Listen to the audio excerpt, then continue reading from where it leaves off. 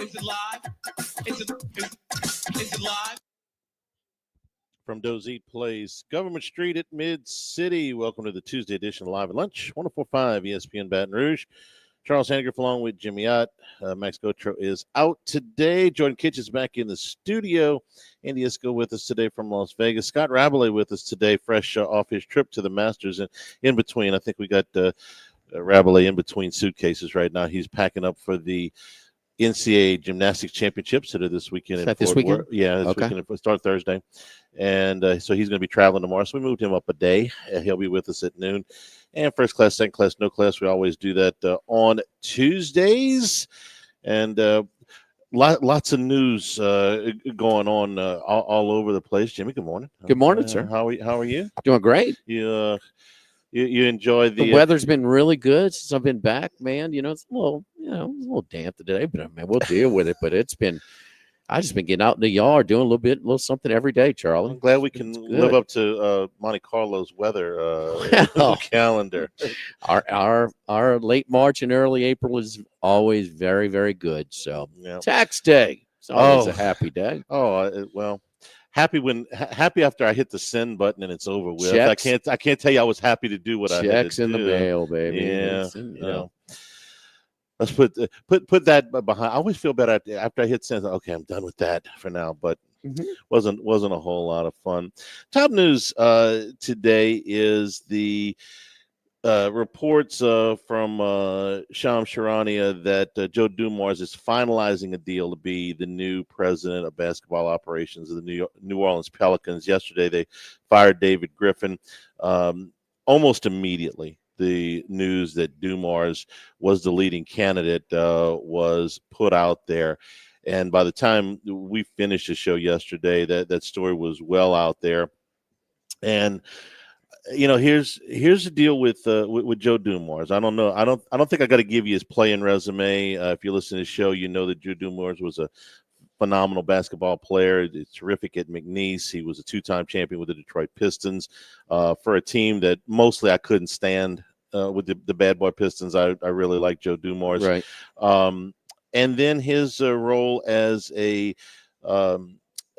general manager of the Detroit Pistons is what we're going to look at. First things first, the perception of this, before I jump into the good, the bad, and the ugly, and there's a little bit of all of that with Dumars.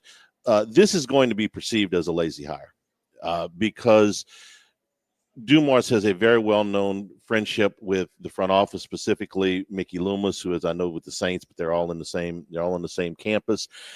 This deal, his name was out there before David Griffin had cleaned out his office. So obviously it's been in the works for a while. Dumars last was a general manager with the Detroit Pistons in 2014. He took on a role with Sacramento as an advisory officer for the 3 seasons between 2019 and 2022. So it's going to be perceived as this is somebody this is somebody who he has been working for the NBA in the league's office. He's been the fine guy for the last 3 years. It's going to be perceived as, hey, that's just this real convenient. He hasn't been in a position like this in over a decade. And all of that, his friendships there and all that's true. So what did he do with the Pistons? All right. So the good part is that he put together the meat, the core of the 2004 championship team. He made a trade. He got out of a bad situation with Grant Hill with the contract deal and the injury and brought in Ben Wallace for him along with Chucky Atkins. He signed Chauncey Billups when Chauncey Billups had been considered mostly a disappointment when he was drafted as high as he was in Boston. He flourished in Detroit. He traded for Rip Hamilton, who was the leading scorer on that team. He drafted Tayshaun Prince, who was a defensive ace, and he traded for Rasheed Wallace, who was the final piece.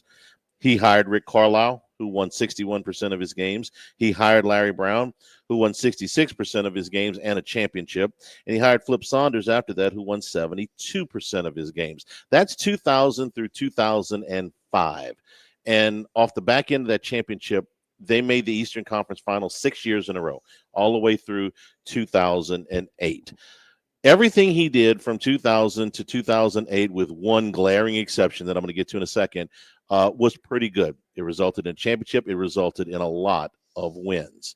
Now, the bad. Let me say. You want to talk about that? The key to that is Larry Brown. he's the one that put him over the top. And, you know, we'll get into how this is perceived because you saw the ladies. There's others who were saying it's a no nonsense guy who's going to clean up the culture of the organization. So, Yep. I mean, it's going to be perceived in a wide range. I think of Joe Mars has a pretty good reputation, but Carlisle in that group won games. I'm like, damn, you firing Rick Carlisle? Well, you had Larry Brown in hand, and that's what it was. Do you have? I mean, it certainly sounds like they had Dumars in hand when they announced 24 hours ago that Griffin was gone. Yeah, they didn't do this deal. They didn't do this deal over lunch yesterday. This deal's been in place. So, and that's not a terrible way to do business. As far as, well, wait, if we're going to make a change, let's make sure we got it's for improvement. Let's not go out there and oh wait, man, nobody really wants this job.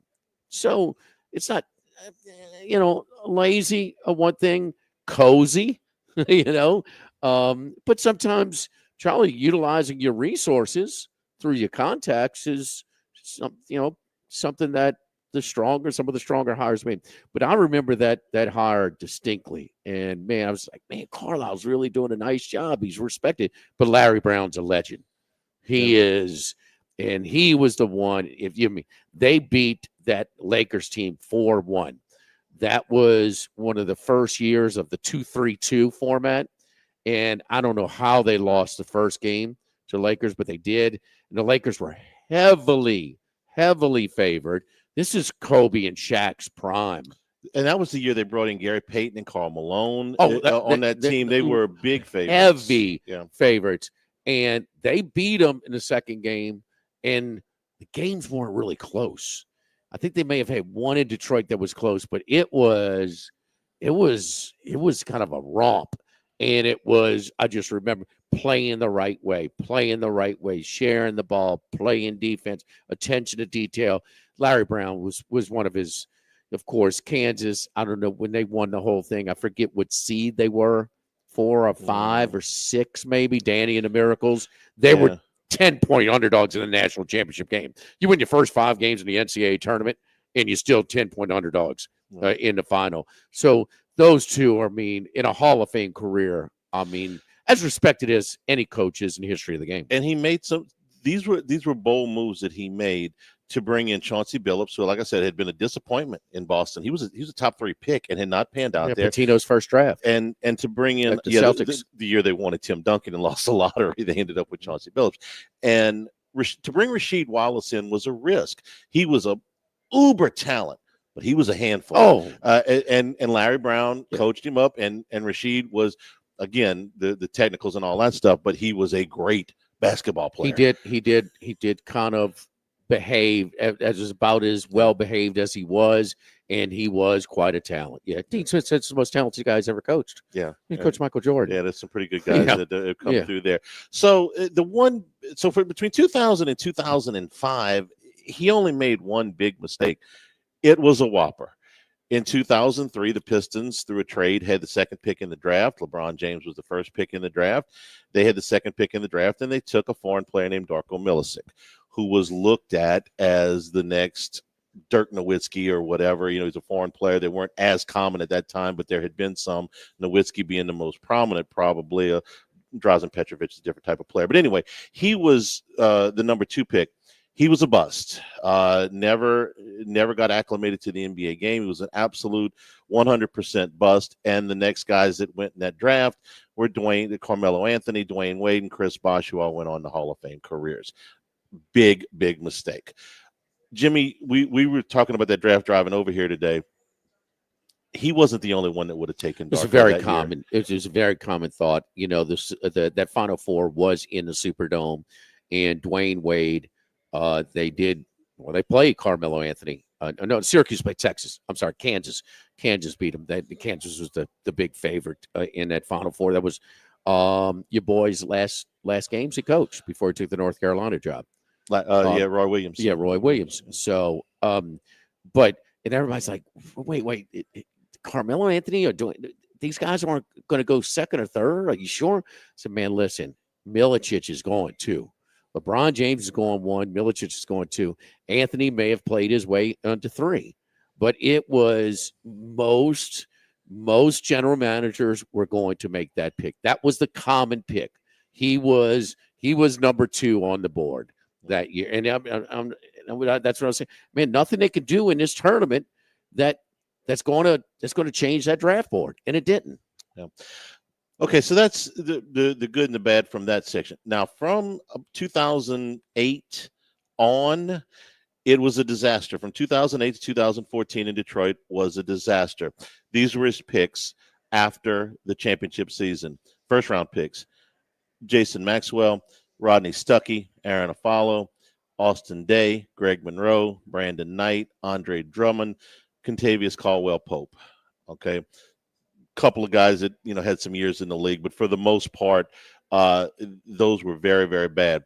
After he had gone on that heater and hired Carlisle Brown, and Flip Saunders was terrific, by the way, 176 and 70.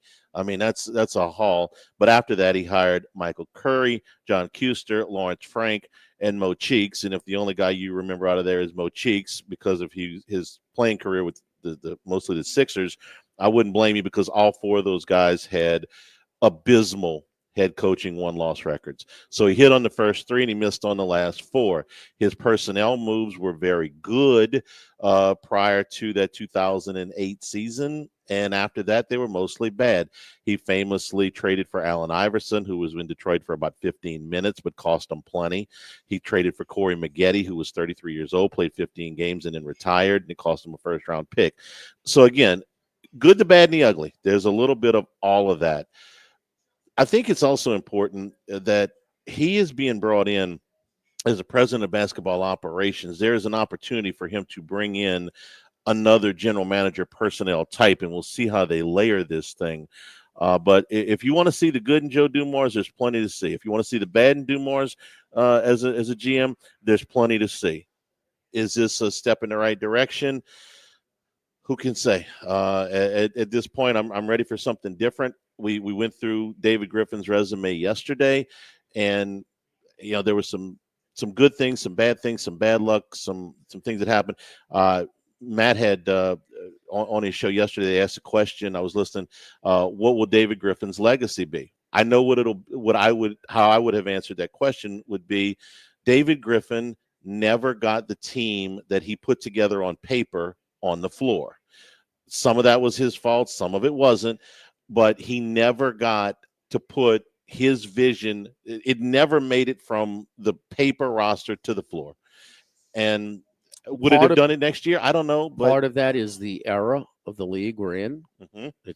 That's not uncommon for some teams around the league. Part of it is bad luck.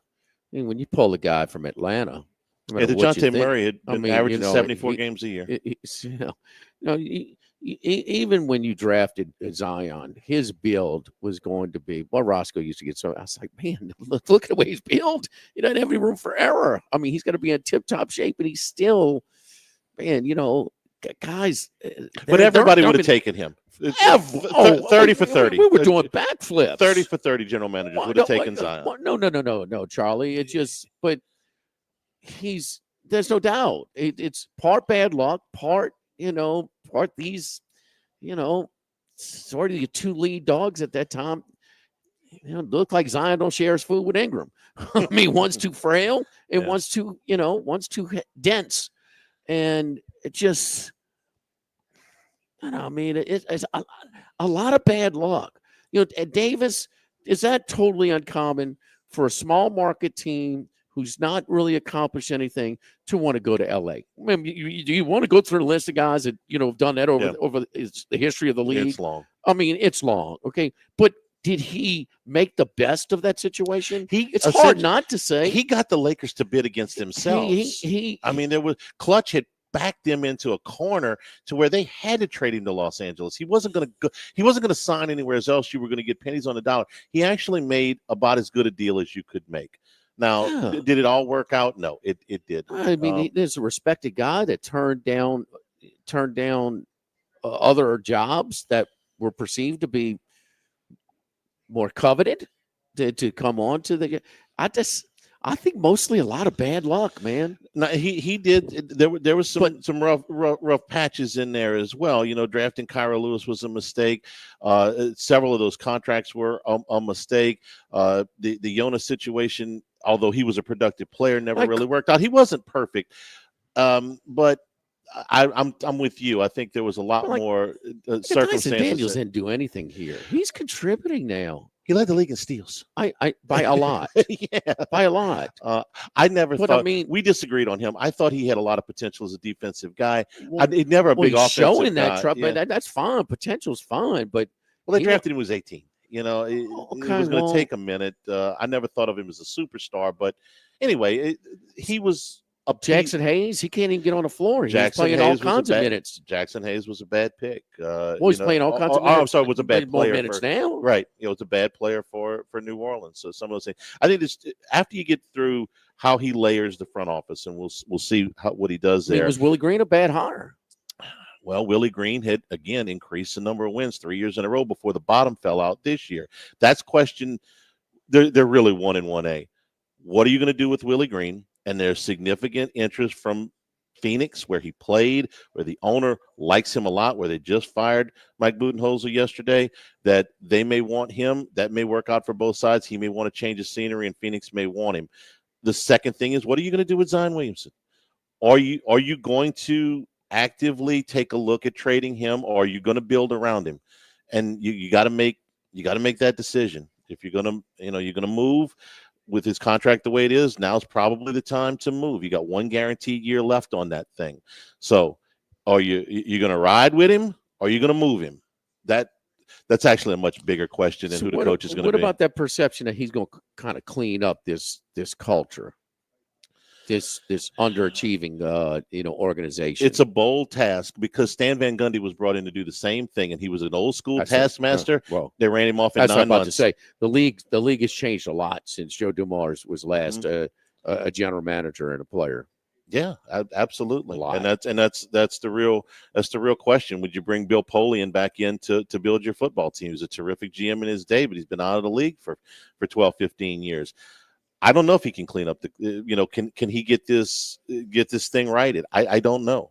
I know he's a basketball lifer. We've watched Joe Dumars since I was in high school. I knew about Joe Dumars at McNeese. Okay.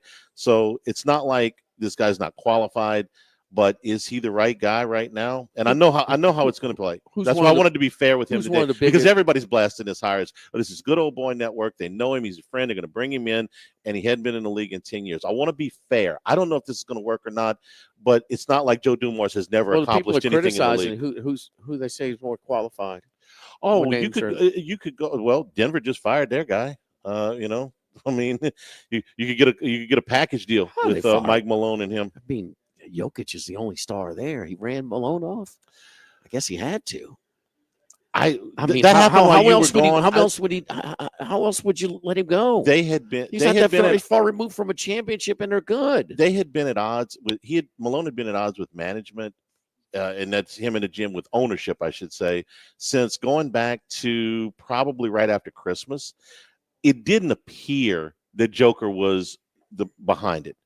Usually that's the case. The star player is. It didn't appear in that case. I don't know. I wasn't in Denver. I know I'd take him to coach this team. Well, yes, in a heartbeat.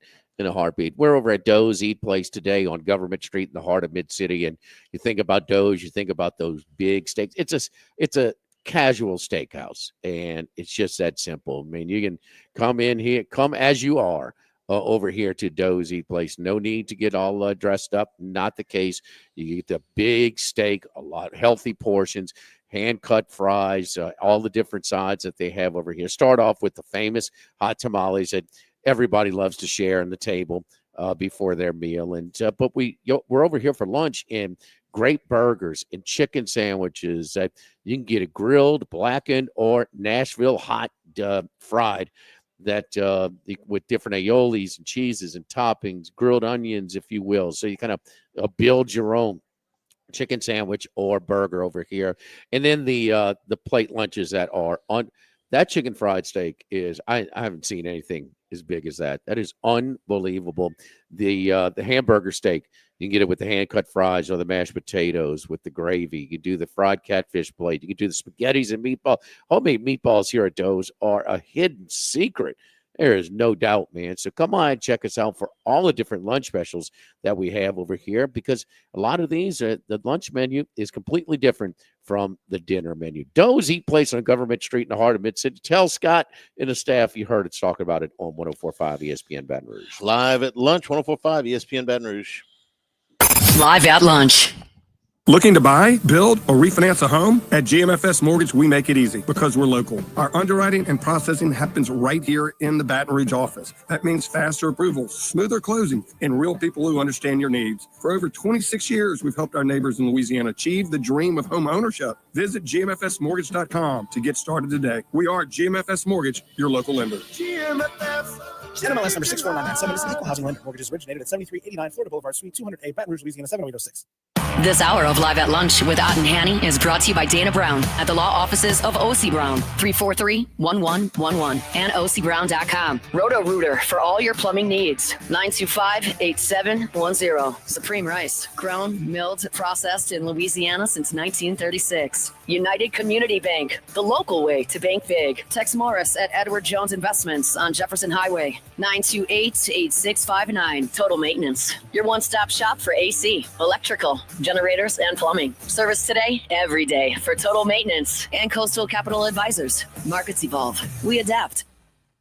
The Live at Lunch with Ott and Hanny Restaurant Club. Sammy's Grill on Highland Road. A hometown favorite for tailgating and watching LSU games since 1988. Louisiana Lagniappe on Perkins and Bluebonnet. Winner of the most 225's Best of Awards. Snow Seafood and Steak for over 50 years on Airline, Highway, and Highway 74 in Gonzales. Doe's Eat Place for hand-cut steaks on Government Street and Mid-City. Louis Cafe, a Baton Rouge landmark since 1941. Just outside the north gates of LSU. Fin Bomb, sushi, burrito, poke, ramen at Burbank and Lee. And Phil's Oyster Bar since 1950 on Government Street and now in the South Downs Shopping Center.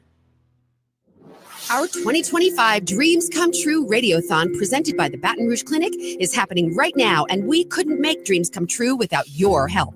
This year, Service Chevrolet, Luba, Subaru of Baton Rouge, and Duplessis Builders have each pledged to match your donations once we reach $2,000. Whatever amount you can spare will get us that much closer to making more dreams come true for local kids suffering life-threatening illnesses. Visit 1045ESPN.com to donate today.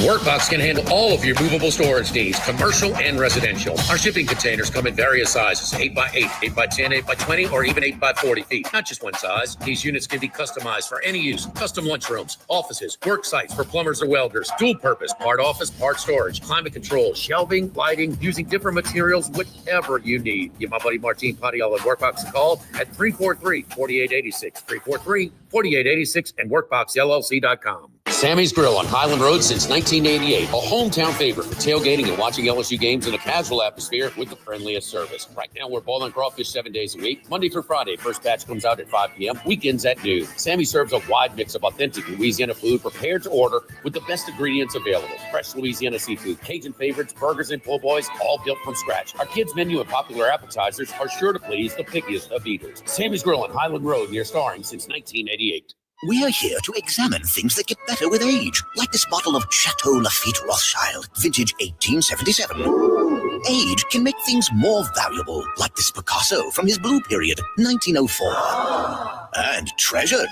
like this Roto-Rooter jingle, 1954. Roto-Rooter jingle? Just listen to it. Oh, Roto-Rooter, that's the name. And away go troubles down the drain. Roto-Rooter. A timeless melody. Roto-Rooter? The lithe arrangement. But it's a clog-busting company. Wrong there. Roto-Rooter has grown into more than a clog-busting company. They're North America's largest full-service plumber and drain cleaner. And when you need Roto-Rooter, remembering this jingle can be priceless. Roto-Rooter. For all of your plumbing and drainage solutions, call Roto-Rooter in Baton Rouge at 925-8710. That's 925-8710.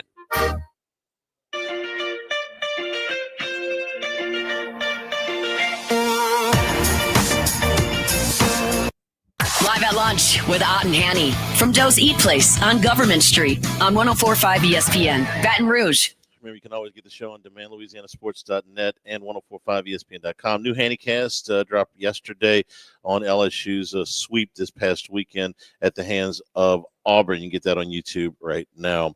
Last night, a pretty cool thing, couple of, I thought, historical things in the game between Pittsburgh and Washington. Paul Skeens pitching, and the first time ever a pitcher drafted number one had thrown to a catcher drafted number one, but also the first time that a pitcher at number one and a hitter at number two played for the same college team faced off in a game.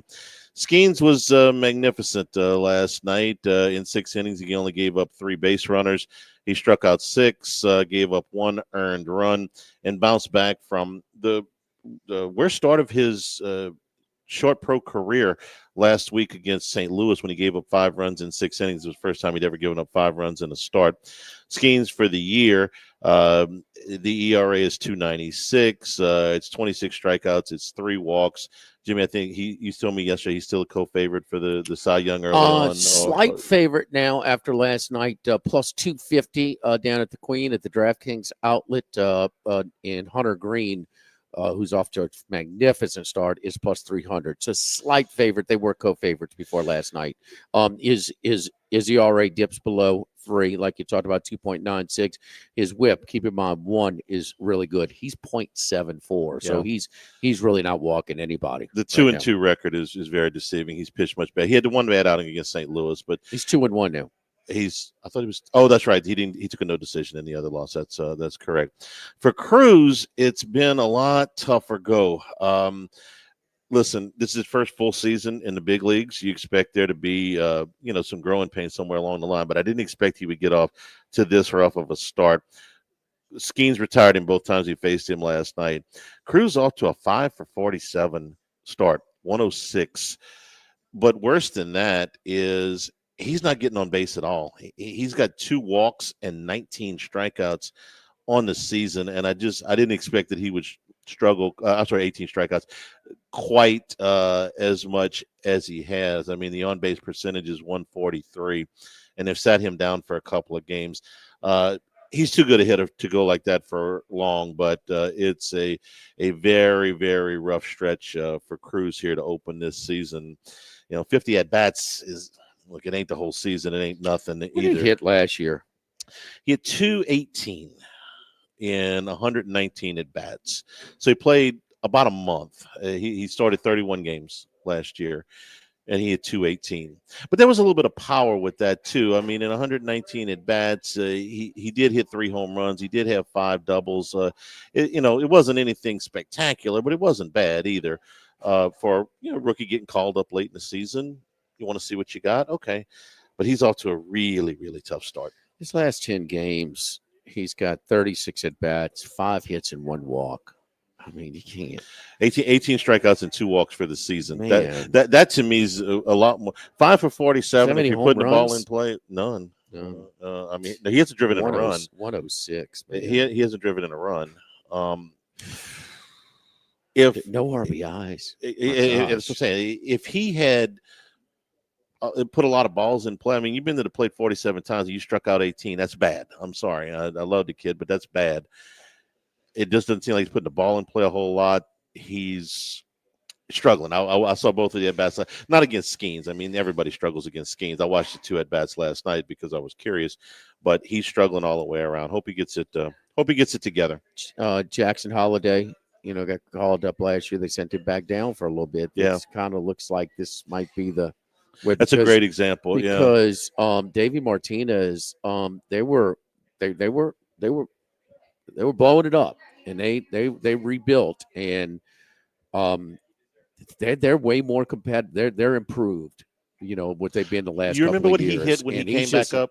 You remember what he hit when he came back up? Holiday? Yeah, it was okay, but it was better, but it wasn't much. He's still kind of, I mean, look, man, it's hard to project. There's a lot of guys that are drafted top 5 that don't make it. you know, a Look, lot. maybe going down and spending 4 weeks in AAA is not the worst thing. Go No. get your confidence back. Go get your swing back. They haven't sent him down yet, but I wouldn't be surprised if He's a they did. tools guy when he's he's playing center field. I mean, up the middle, positions of baseball are more valuable, and so he looks good. He is trying to run the bases when he's got tools. He's just not hitting, man, at all. I suspect they'll let this go on for only about another week or so, and send him down to get your swing back. Yeah. You know, he wouldn't be the first guy. Don't forget our friends over at K&M Automotive. Charlie picked me up from over there today, dropped off the car. I needed a couple of tires. I went to go see Jason yesterday. So now looking at him, get a slow leak. It's time to replace these 2 tires. So dropped it off so it can be done. Convenient. We'll get Rod back over there. But it's the only place I take my vehicle. He's busy because he gives people an honest deal. You've heard the horror stories where you paid what to get your car worked on. Not going to be the case over at K&M Automotive. Tell Jason that you heard us talking about him here on 104.5 ESPN Baton Rouge. It's on Seagan near Perkins, right across Seagan from Ambrosia Bakery. 7:30 a.m. to 4 p.m. Monday through Friday. The only place to take my vehicle, K&M Automotive. Live at Doe's, live at lunch, 104.5 ESPN Baton Rouge. Live at lunch.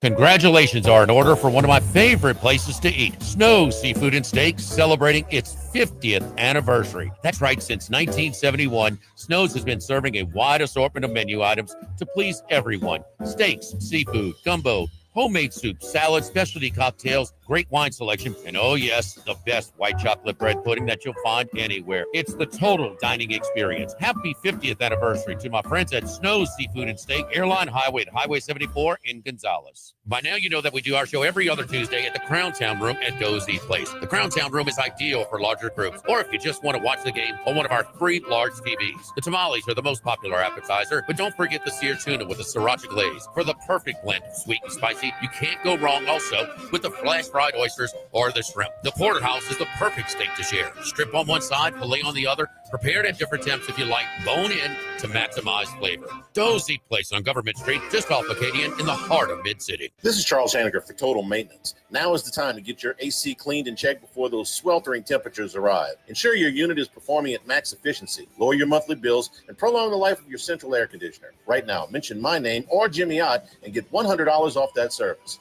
Down from $179 to $79. Call Total Maintenance for generators, electricity, and plumbing issues. In Baton Rouge, 480-1000, and in New Orleans, call 841-3300. Service today, every day at Total Maintenance. This is Charles Haniger for Home Bank. Grow your nest egg savings with a great CD rate from Home Bank. For a limited time, you can earn 4.25% annual percentage yield, and you get to choose the term. Pick 3, 7, or 11 months and get this excellent return on your savings. The minimum balance is only $2,500. It really is that simple. Stop by any South Louisiana Home Bank location and speak with a local banker today. Good for business, good for life. Home Bank, member FDIC. Have you been arrested or even issued a traffic ticket? Everyone makes mistakes. Hi, I'm Dana Brown from the law offices of O.C. Brown. If you find yourself in an unfortunate situation with the law, call us today and we can help you resolve your problem, whether it's just a traffic matter or something more serious. No criminal matter is too big or too small for us to aggressively and effectively represent you. Before making any decisions, call us at 225-343-1111 for your free consultation. You can also visit us at ocbrown.com. The law offices of O.C. Brown, your law firm for a lifetime. The new location of Los Reyes Mexican Grill on Wesley across from Mike Anderson's. Man, the place looks great. Lots of indoor and outdoor seating options with plenty of big TVs to watch all your favorite games. All of the traditional Mexican cuisine with a great happy hour, 2:30 to 6:30, 7 days a week. Plus $5 margaritas all day, all night on Wednesdays. Great spot to bring the baseball team in between games, just 5 minutes north of Traction and 5 minutes south of LSU. Los Reyes Mexican Grill, 1072 West Lee, near Nicholson. When it comes to celebrating life, there's no better place than Ruffino's. With locations in Baton Rouge and Lafayette, Ruffino's is a steak, seafood, and Italian-inspired restaurant that focuses on the celebration of life, regardless of the occasion. Whether it's the food they serve or the service they provide, their goal is to ensure a remarkable experience for their guests that is always remembered. To view our menu, visit ruffinosrestaurant.com. Ruffino's, where Louisiana comes to celebrate life. Now, everybody's been to Louis Cafe by campus. Heck, it's been around since over 80 years now. We're still doing delicious omelets like the Mitchell, cheesy grits, Big Cheesy Lou, and those Louis Original Cajun hash browns. We now offer a pickup window. Just call in your order at 346-8221. Give us 15 or 20 minutes, and we'll have it ready for you. Our hours are now 6:30 a.m. to 2:30 p.m., 7 days a week. So next time you visit campus, make it a point to stop by and visit an old friend. Louis Cafe, just outside the north gates of LSU.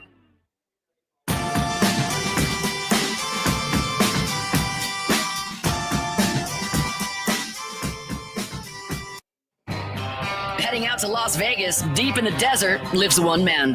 One man of many sports bets. The one and only Andy Isco. Andy, how you doing, buddy? Welcome back. Thank you, sir. It's good to be back. Good, great I vacation. understand you had a nice time. Really, really nice And I time. imagine you. Okay, over under 7.5. What is that? Are you going over or under? I don't know what you're getting at, Andy. What- Well, you got to just say over under, and I'll tell you what it is. I'm an under guy. Under. Okay, amount of pounds you've gained while on vacation. No, surprisingly. No, no, I'm definitely Uh-oh. under. No, man. With all those great food options. Well, a lot of walking, you know, Yeah. which is okay. That's true, a So lot of hills up there. yeah, for sure, man. It just I'm glad you had a good time. yeah, well, thank you, man. I appreciate it. So, did you benefit or not on these crazy comebacks or collapses in the Final Four, where you know Auburn and Florida was the most routine? Auburn lost. Auburn lost at 9. What's that? We're gonna get to that. We're I gonna thought get. you were going to talk about the Masters. What you take? Which one did you benefit or have a tough go of both of these crazy events the last couple of weekends? No, I did okay in the NCAA tournament. I had a nice future on Houston from back, I guess, around mid to late February, and I was able to hedge some of it in the final game against Florida because Florida had been playing just extremely well. They had been really one of the most tested teams in the field because they had to stage those comebacks, against they had to come back against that first one was the Texas Tech game they had to come back from, and the other game, the Auburn game they had to come back from, and even against UConn absolutely. earlier they had to come back. So Florida's well tested. I ended up hedging to the point where it didn't matter monetarily which side won because I was evenly hedged. But I would have kind of liked to see Houston win because I normally like to root for defensive teams, and of course Sampson may not have another chance. And Todd Golden, he's got a very bright future as a coach. He might win multiple championships with his ability to recruit and his ability to coach. You know, we're on the same length because I'm wondering if this is Sampson's, if this was his best chance. Because he did have, it wasn't consistent, but usually one of the three guards was usually on. Rarely were all three off. But, during the collapse, they don't even get a shot off. We were wondering when one of these scoring droughts, if it was going to cost them. And it almost cost them in a Purdue game, a Sweet 16, basically a quasi-road game at the RCA Dome. But then the last three possessions, they don't even get a shot off. And I don't know. I mean, they're going to lose sleep on that one for a long time. Yeah, I was surprised that on that last. By the way, and I think I talked about it when I was on the show last week, is that it seemed as though what Houston had done to Duke in the final few minutes on Saturday was what Florida did to Houston the final few minutes on Monday night with the defensive pressure that I think they may not have been totally prepared for. At the same time, on that final possession, I would have thought down by 2 that they might have designed a play to drive the basket to try to draw the foul, and if the basket goes in, they're shooting a free throw for a win, and if they just get fouled, they're shooting free throws for a tie in overtime. Oh, there's no doubt. It's as old as dirt. When you're struggling, offensively, man, just to take it to attack the rim, try and get to the free throw line at least. So, and I actually thought the momentum turned a lot when Houston had those 3 I guess you could almost say ticky-tack fouls called within 9 seconds of each other. That I thought was I didn't think that was right, especially the way the game had been called prior to that point. But when you call 3 fouls in 9 seconds, I think everybody was pretty stunned and pretty shocked, and I think that just aided Florida quite a bit, catching Houston in a state of shock. Yeah, no question, no doubt about that. All right, so the Masters, was it good to you, or? It was, because it allowed me to hedge in the overtime playoff hole, because I had 131 odds on Justin Rose. Never thought I had a chance. Several times, now he made that birdie at 18, and all of a sudden they're tied, and Rory gets that birdie on 17 to take a one-shot lead, and then inexplicably missed that short putt on 18 for par that would have won it in regulation. And of course, it was all made possible by that very, very unusual strategy. What was it on 15? I think it was the 13 or 15 where it rolled back into the water, which was a very surprising shot. And I like the Justin Rose at that odds. He's a proven player, and I was able to hedge on Rory in the overtime. You know, that's the one where you think, well, he's so damn long. Well, he's not laying up when he catches the creek, you know, because he's going for it. Not when you lay up and you go in the water. And that's the thing. So does that take away anything from this historical accomplishment by Rory? Because Charlie was the first one to win the Masters with 4 double bogeys. Yes, you know, I mean, it had never been done by any player who had more than 2. And he not only had 4, he had 2 in the final round. Yeah, and I'll pick on Nance a little bit, but Rory kept making the shot of a lifetime, and then because he would have such horrible holes, he'd have to make another shot of a lifetime. So he had 3 of them that Nance called the shots of a lifetime in the final round. He probably had 3 throughout the final round, and I think there was late on the Saturday round too. He had 3 of the most impressive iron shots to the green. One, I think, was from the Pine Straw.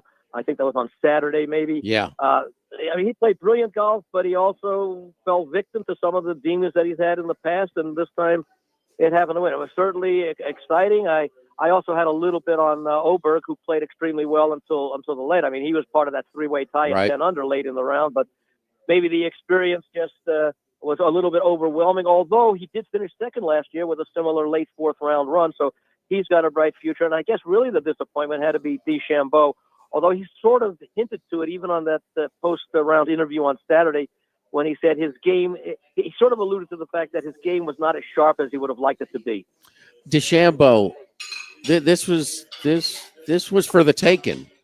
I mean, he had been so clutch. I mean, he had come in with so much momentum. He started off on fire on the first couple of holes. I mean, what explains what happened to him? You know, I'm wondering because, there are a number of LIV golfers. And if I recall correctly, in LIV golf, they only play 3-round tournaments, not 4-round tournaments. And after you're repeatedly playing just 3, you're playing 54 holes instead of 72, maybe fatigue sets in a little bit. But he's in such good shape that I was a little surprised. But maybe the mental strain of 72 holes that he used to be accustomed to on the PGA Tour, maybe it just fades a little bit. I'm not quite sure. Maybe you'd have to ask a psychologist or something about that. But I have to think that because again, there are a lot of LIV golfers who didn't have the problem going from 3 back to 4. Well, because you're not playing for the money anymore. It's more guaranteed. The term that was created was competitive form.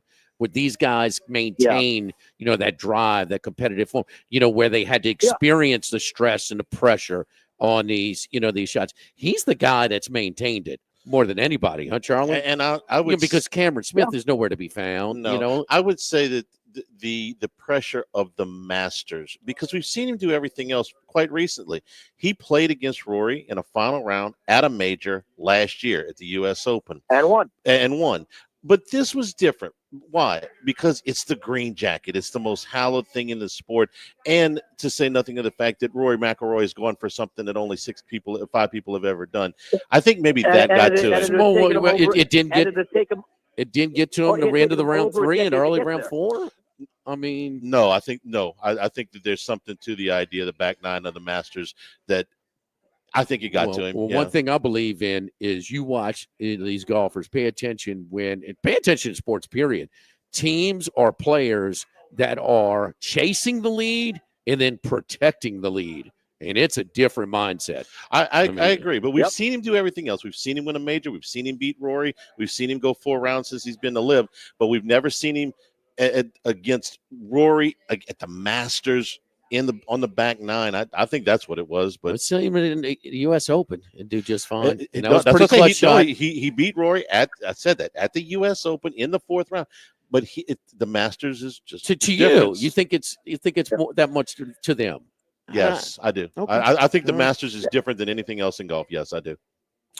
I'll tell you one thing, and I didn't see the stats on it, but it seemed to me a record number of pitch-ins or chip-ins from off the green throughout the tournament. I mean, there were at least a dozen of them that I can recall, and also a number of long putts, which you often have. But I just thought that some of the play around the green by a lot of these golfers was absolutely outstanding, especially considering the difficulty of the greens with all the slopes and everything. You know, it's many courses they don't change all that much. In the Masters, it's almost like you're playing 4 different courses over 4 different days. The way those greens are contoured and the way they have the pin placements, and that's what I think also makes it intriguing. Is that you know a lot about the areas on the course, but because of those greens and how different they are, once you get around the green, it's like four different courses over the 4 days. I want to know how Scheffler got that bush to spit the ball back out onto the fringe on Thursday. I never seen that. The ball goes all the way into that bush, and all of a sudden, it's like somebody spit it out right onto the fringe of the green. Hey, Andy, anything in baseball that you like today, or any trends that you're playing? The Dodgers were, they were supposed to be unbeatable. They're 3rd place in their division. They're in 3rd. Yeah, I mean, the Padres continue to play outstanding baseball, and well, right now the odds for them to win the West are so low relative to what you would expect with an odds-on favorite such as the Dodgers. I think I saw the Padres at about 6.5 or 7-1 to win the West, so I don't think that's playable right now. But even with their record, I mean, it's still you played 10% of the season. Tonight, I'm going with I don't know if he's the front runner for the Cy Young after just a few starts, but Schwellenbacher has been pitching so well for the Atlanta Braves, who have really needed. In fact, I think they're going for their first 2-game winning streak of the season up in Toronto, and the game is fairly priced. Atlanta's still struggling on offense, but I mean, they had a little breakout last night, but for the most part, they've been very disappointing as far as offense goes. So I like that, and I don't play a lot of overs in the NBA in the playoffs, but I can see Golden State, Memphis playing a high-scoring game tonight over the 228. Golden State and Memphis. Okay, playing the Schwellenbach and Strider is supposed to come back very soon. Tomorrow, the other guy's been pitching very well is Hunter Green of Cincinnati. Yeah, we talked about him being just behind in the Cy Young odds in the National League Cy Young odds behind Paul Skeens. But we know about the Braves' struggles have been highly documented. 25th out of 30 teams in scoring. The highest scoring team is the Cubs. Man, they just couldn't afford a blow like that to Steele, who's out for the season. That's going to be tough for them. But that lineup can hit. They're an over team. They're an over team. Their bullpen is bad. The Cubs bullpen is really bad, but that lineup can score. Rhea, I think the guy who's replacing him in the rotation, Rhea, had a decent season for Milwaukee last year. So they have the luxury that they did have somebody that they hadn't planned on having. So that's going to be a very competitive division. I've been sort of disappointed with Milwaukee early on. Cincinnati, I think, has been a major disappointment. The team in that division that I think has been playing the best so far, and they weren't expected to do much, of the Cardinals.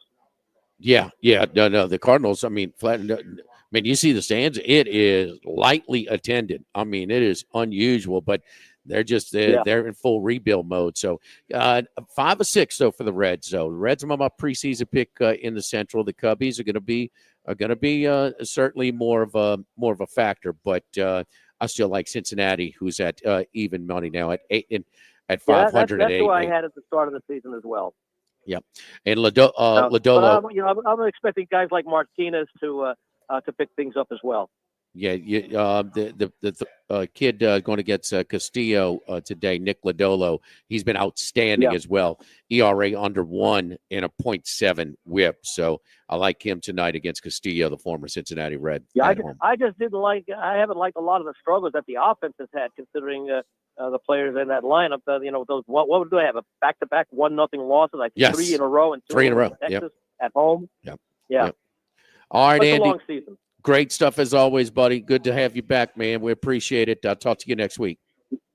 Good to have you back as well, Jimmy. Take care, guys. All right. Don't forget our friends over at Relief Windows. And Relief Windows, when you're doing things with the house, okay, there's style and then there's functionality, okay? What it looks good, but what is going to last. And you get the best of both worlds when you're dealing with Relief Windows. If your homeowners association requires wood windows that face the street or any, hey, like mine, well, you got to do the wood windows that are made to last. A look that lasts. That's right. The wood windows at Relief Windows offer timeless style, generally regarded as the most aesthetically pleasing of all wood window materials. And the great thing about it is what they're made from. And that is, again, the highest quality service and craftsmanship around the RLS windows, the gelled windows. You don't need to worry about replacing your windows again for a very, very long time. Guarantee your complete satisfaction for years to come and provide the highest quality service and craftsmanship around. Again, RLS wood windows by Gel Wind, unlike your average wood, is treated on just the surface, is treated straight through to the core, offering unparalleled protection against rot, water, saturation, and termites. Get the beauty of wood windows and also the functionality that they are built to last. Relief Windows, 288-8138, 288-8138, and reliefwindows.com. Live at Doe's 104.5 ESPN Baton Rouge. Live at lunch. This is Charles Hanniger for Coastal Capital Advisors, your full-service financial planners. When it comes to retirement, there are no two situations. Do you have a rejoin for Thin Bomb? Yes. Okay, cool. Okay, just making sure that's where we are tomorrow. All right, I got you. Oh, because they work for me. For more information, contact Philip Fontenot and his great staff at 337-981-1376 or online at coastalcapitaladv.com. Advisory services provided by New Age Advisors, LLC, doing business as Coastal Capital Advisors as a registered investment advisor. Securities offered through New Edge Securities, Inc., member FINRA, SIPC. Running a business can be difficult enough without the right relationship with your bank. With United Community Bank's local business bankers, you're not just a number, you're a partner. Contact Heath Meir, Nicole Glover, Hunter Creed, David Campbell, or David Henry to discuss how we can help your business today. United Community Bank, the local way to bank big. Locations from Baton Rouge to Golden Meadow. We've been serving the people of Southern Louisiana for over 60 years. United Community Bank, member FDIC, equal housing lender. Our 2025 Dreams Come True Radiothon, presented by the Baton Rouge Clinic, is happening right now, and we couldn't make dreams come true without your help. This year, Service Chevrolet, Luba, Subaru of Baton Rouge, and Duplessis Builders have each pledged to match your donations once we reach $2,000. Whatever amount you can spare will get us that much closer to making more dreams come true for local kids suffering life-threatening illnesses. Visit 1045ESPN.com to donate today. Go Automotive has a great selection of new cars: Chevy, GMC, Hummer, Chrysler, Dodge, Jeep, Ram. You rather a pre-owned vehicle? Using our resources, we'll help find you any vehicle that you're looking for. Our service department offers VIP service. You never have to come to the dealership. We'll pick up the vehicle at your home or office, drop off a loaner, service the vehicle, and return it when it's done. Mention my name, Jimmy Ott, for VIP pricing. The Chevy Tahoe I drive came from Go Automotive. That's Go Automotive in LaPlace and Plaquemine. If you're near the north side of campus, I need to remind you about a couple of longtime favorites. Highland Coffee's the original specialty coffee shop in Baton Rouge since the 1980s. My personal favorite. Love getting my cappuccino from their friendly, knowledgeable staff, roasted right in the shop. Louis Cafe for breakfast and lunch 7 days a week. The Mitchell Omelet, Cajun Hash Browns, Big Cheesy Lou, all served up in that famous open kitchen atmosphere. In Tigertown since 1941. A couple of great spots. Highland Coffee's and Louis Cafe just outside the north gates of LSU. Since the 1930s, Supreme Rice has delighted their customers for all of your favorite South Louisiana dishes. Whether you like the brown, long grain, medium grain, jasmine, or the new parboiled rice, Supreme Rice makes your favorite dishes even better. They even have a healthy low glycemic rice Rice, a great option for diabetics and those who have high insulin resistance. Supreme Rice is proud to be part of the Climate Smart program, which promotes water conservation and reduces methane emissions so future generations of Louisiana farmers can enjoy the same benefits. For more information and great recipes, find them online at supremerice.com. Get Moss Max and less text during happy hour at Modesto. Join us Tuesday through Friday, 2 to 6 p.m. for $10 20-ounce margaritas and Dip Trio with $5 drink specials and $6 seasonal cocktails. Eat Modesto, 3930 Burbank Drive. Pizza that's true to its hand-tossed wood-fried tradition. Roca Pizzeria is heating up its new half-off happy hour, Monday through Fridays, 3 to 6 p.m. Come enjoy 50% off margarita, pepperoni, 4 cheese, craft cocktails, wine by the glass, and draft beer. Roca Pizzeria, 3897 Government.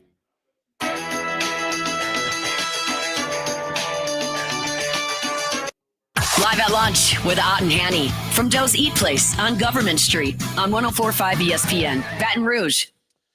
Back here at Doe's Eat Place live at lunch. Go on by and see us, the lunch menu.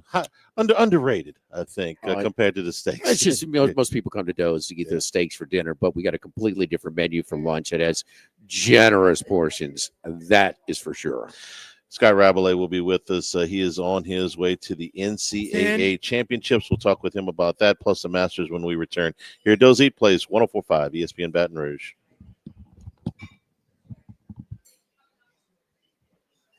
Live at lunch. With all of the financial headlines, are you worried if your retirement savings will last? The market's ups and downs can keep you guessing, especially if you're approaching retirement or considering it. If you have more questions and answers about what's next, let's work together to help ensure you're prepared for your journey. After all, retirement isn't the end of the trek, it's a new beginning. Stop by your local Edward Jones advisor. Text Morris on Jefferson. Edward Jones, member SIPC.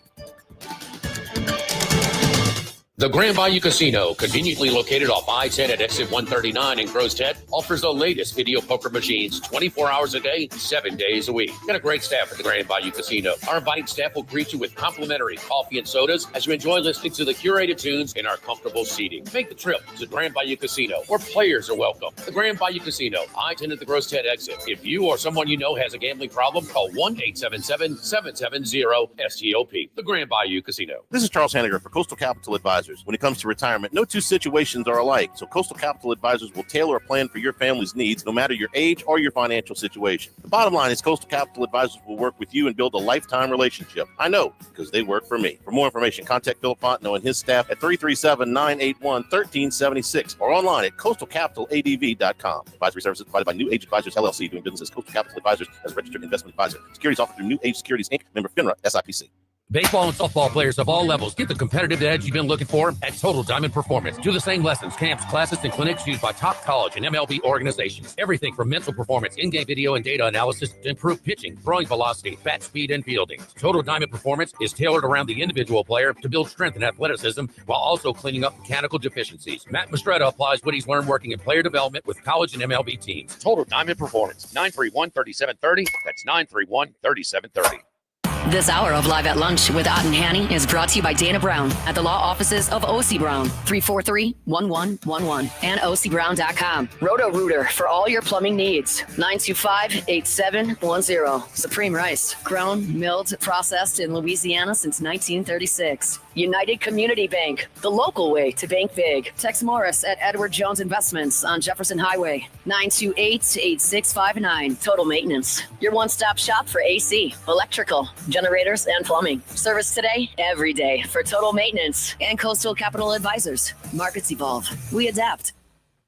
The Live at Lunch with Ott and Hanny Restaurant Club. Sammy's Grill on Highland Road. A hometown favorite for tailgating and watching LSU games since 1988. Louisiana Lagniappe on Perkins and Bluebonnet. Winner of the most 225's Best of Awards. Snow Seafood and Steak for over 50 years on Airline, Highway, and Highway 74 in Gonzales. Dozy Place for hand-cut steaks on Government Street and Mid-City. Louis Cafe, a Baton Rouge landmark since 1941. Just outside the north gates of LSU. Fin Bomb, sushi, burrito, poke, ramen at Burbank and Lee. And Phil's Oyster Bar since 1950 on Government Street and now in the South Downs Shopping Center.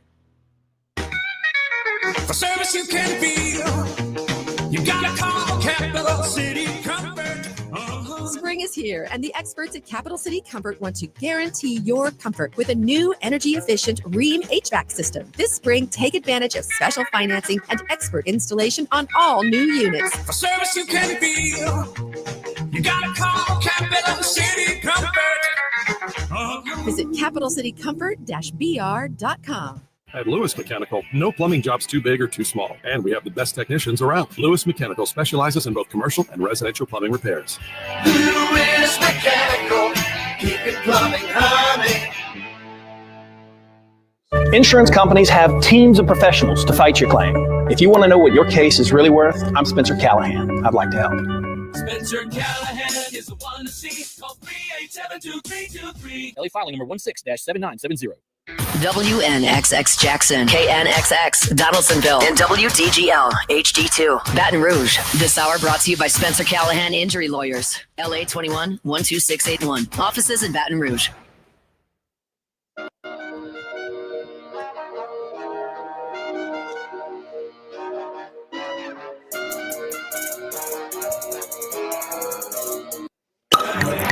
Enjoying the finer things in life is his forte.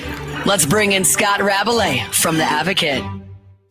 And we return here at Dozy Place on Government Street at Mid-City. Scott, I know that the week before the Masters is always the best. The anticipation, go out there and you saw history.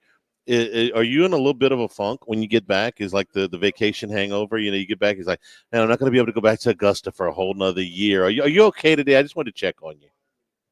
I'm fine. I got a grandson here who's a little bit under the weather, so you play with your grandchild, you're fine. But I got to turn around and leave tomorrow to go to Fort Worth for NCAA gymnastics, so not too much time for a hangover. But yeah, I mean, yeah, I was spent. I can't imagine what the players and the caddies are like after this week, because I was spent. It was just so much drama and emotion and excitement that I was a little wrung out by this one. But it was it's a little bit of a hangover for sure. Well, I'm going to get into gymnastics in a second, but paint the picture for somebody that was there for people that weren't, what it was like, especially on Sunday with, Rory all over the place and finally winning the tournament.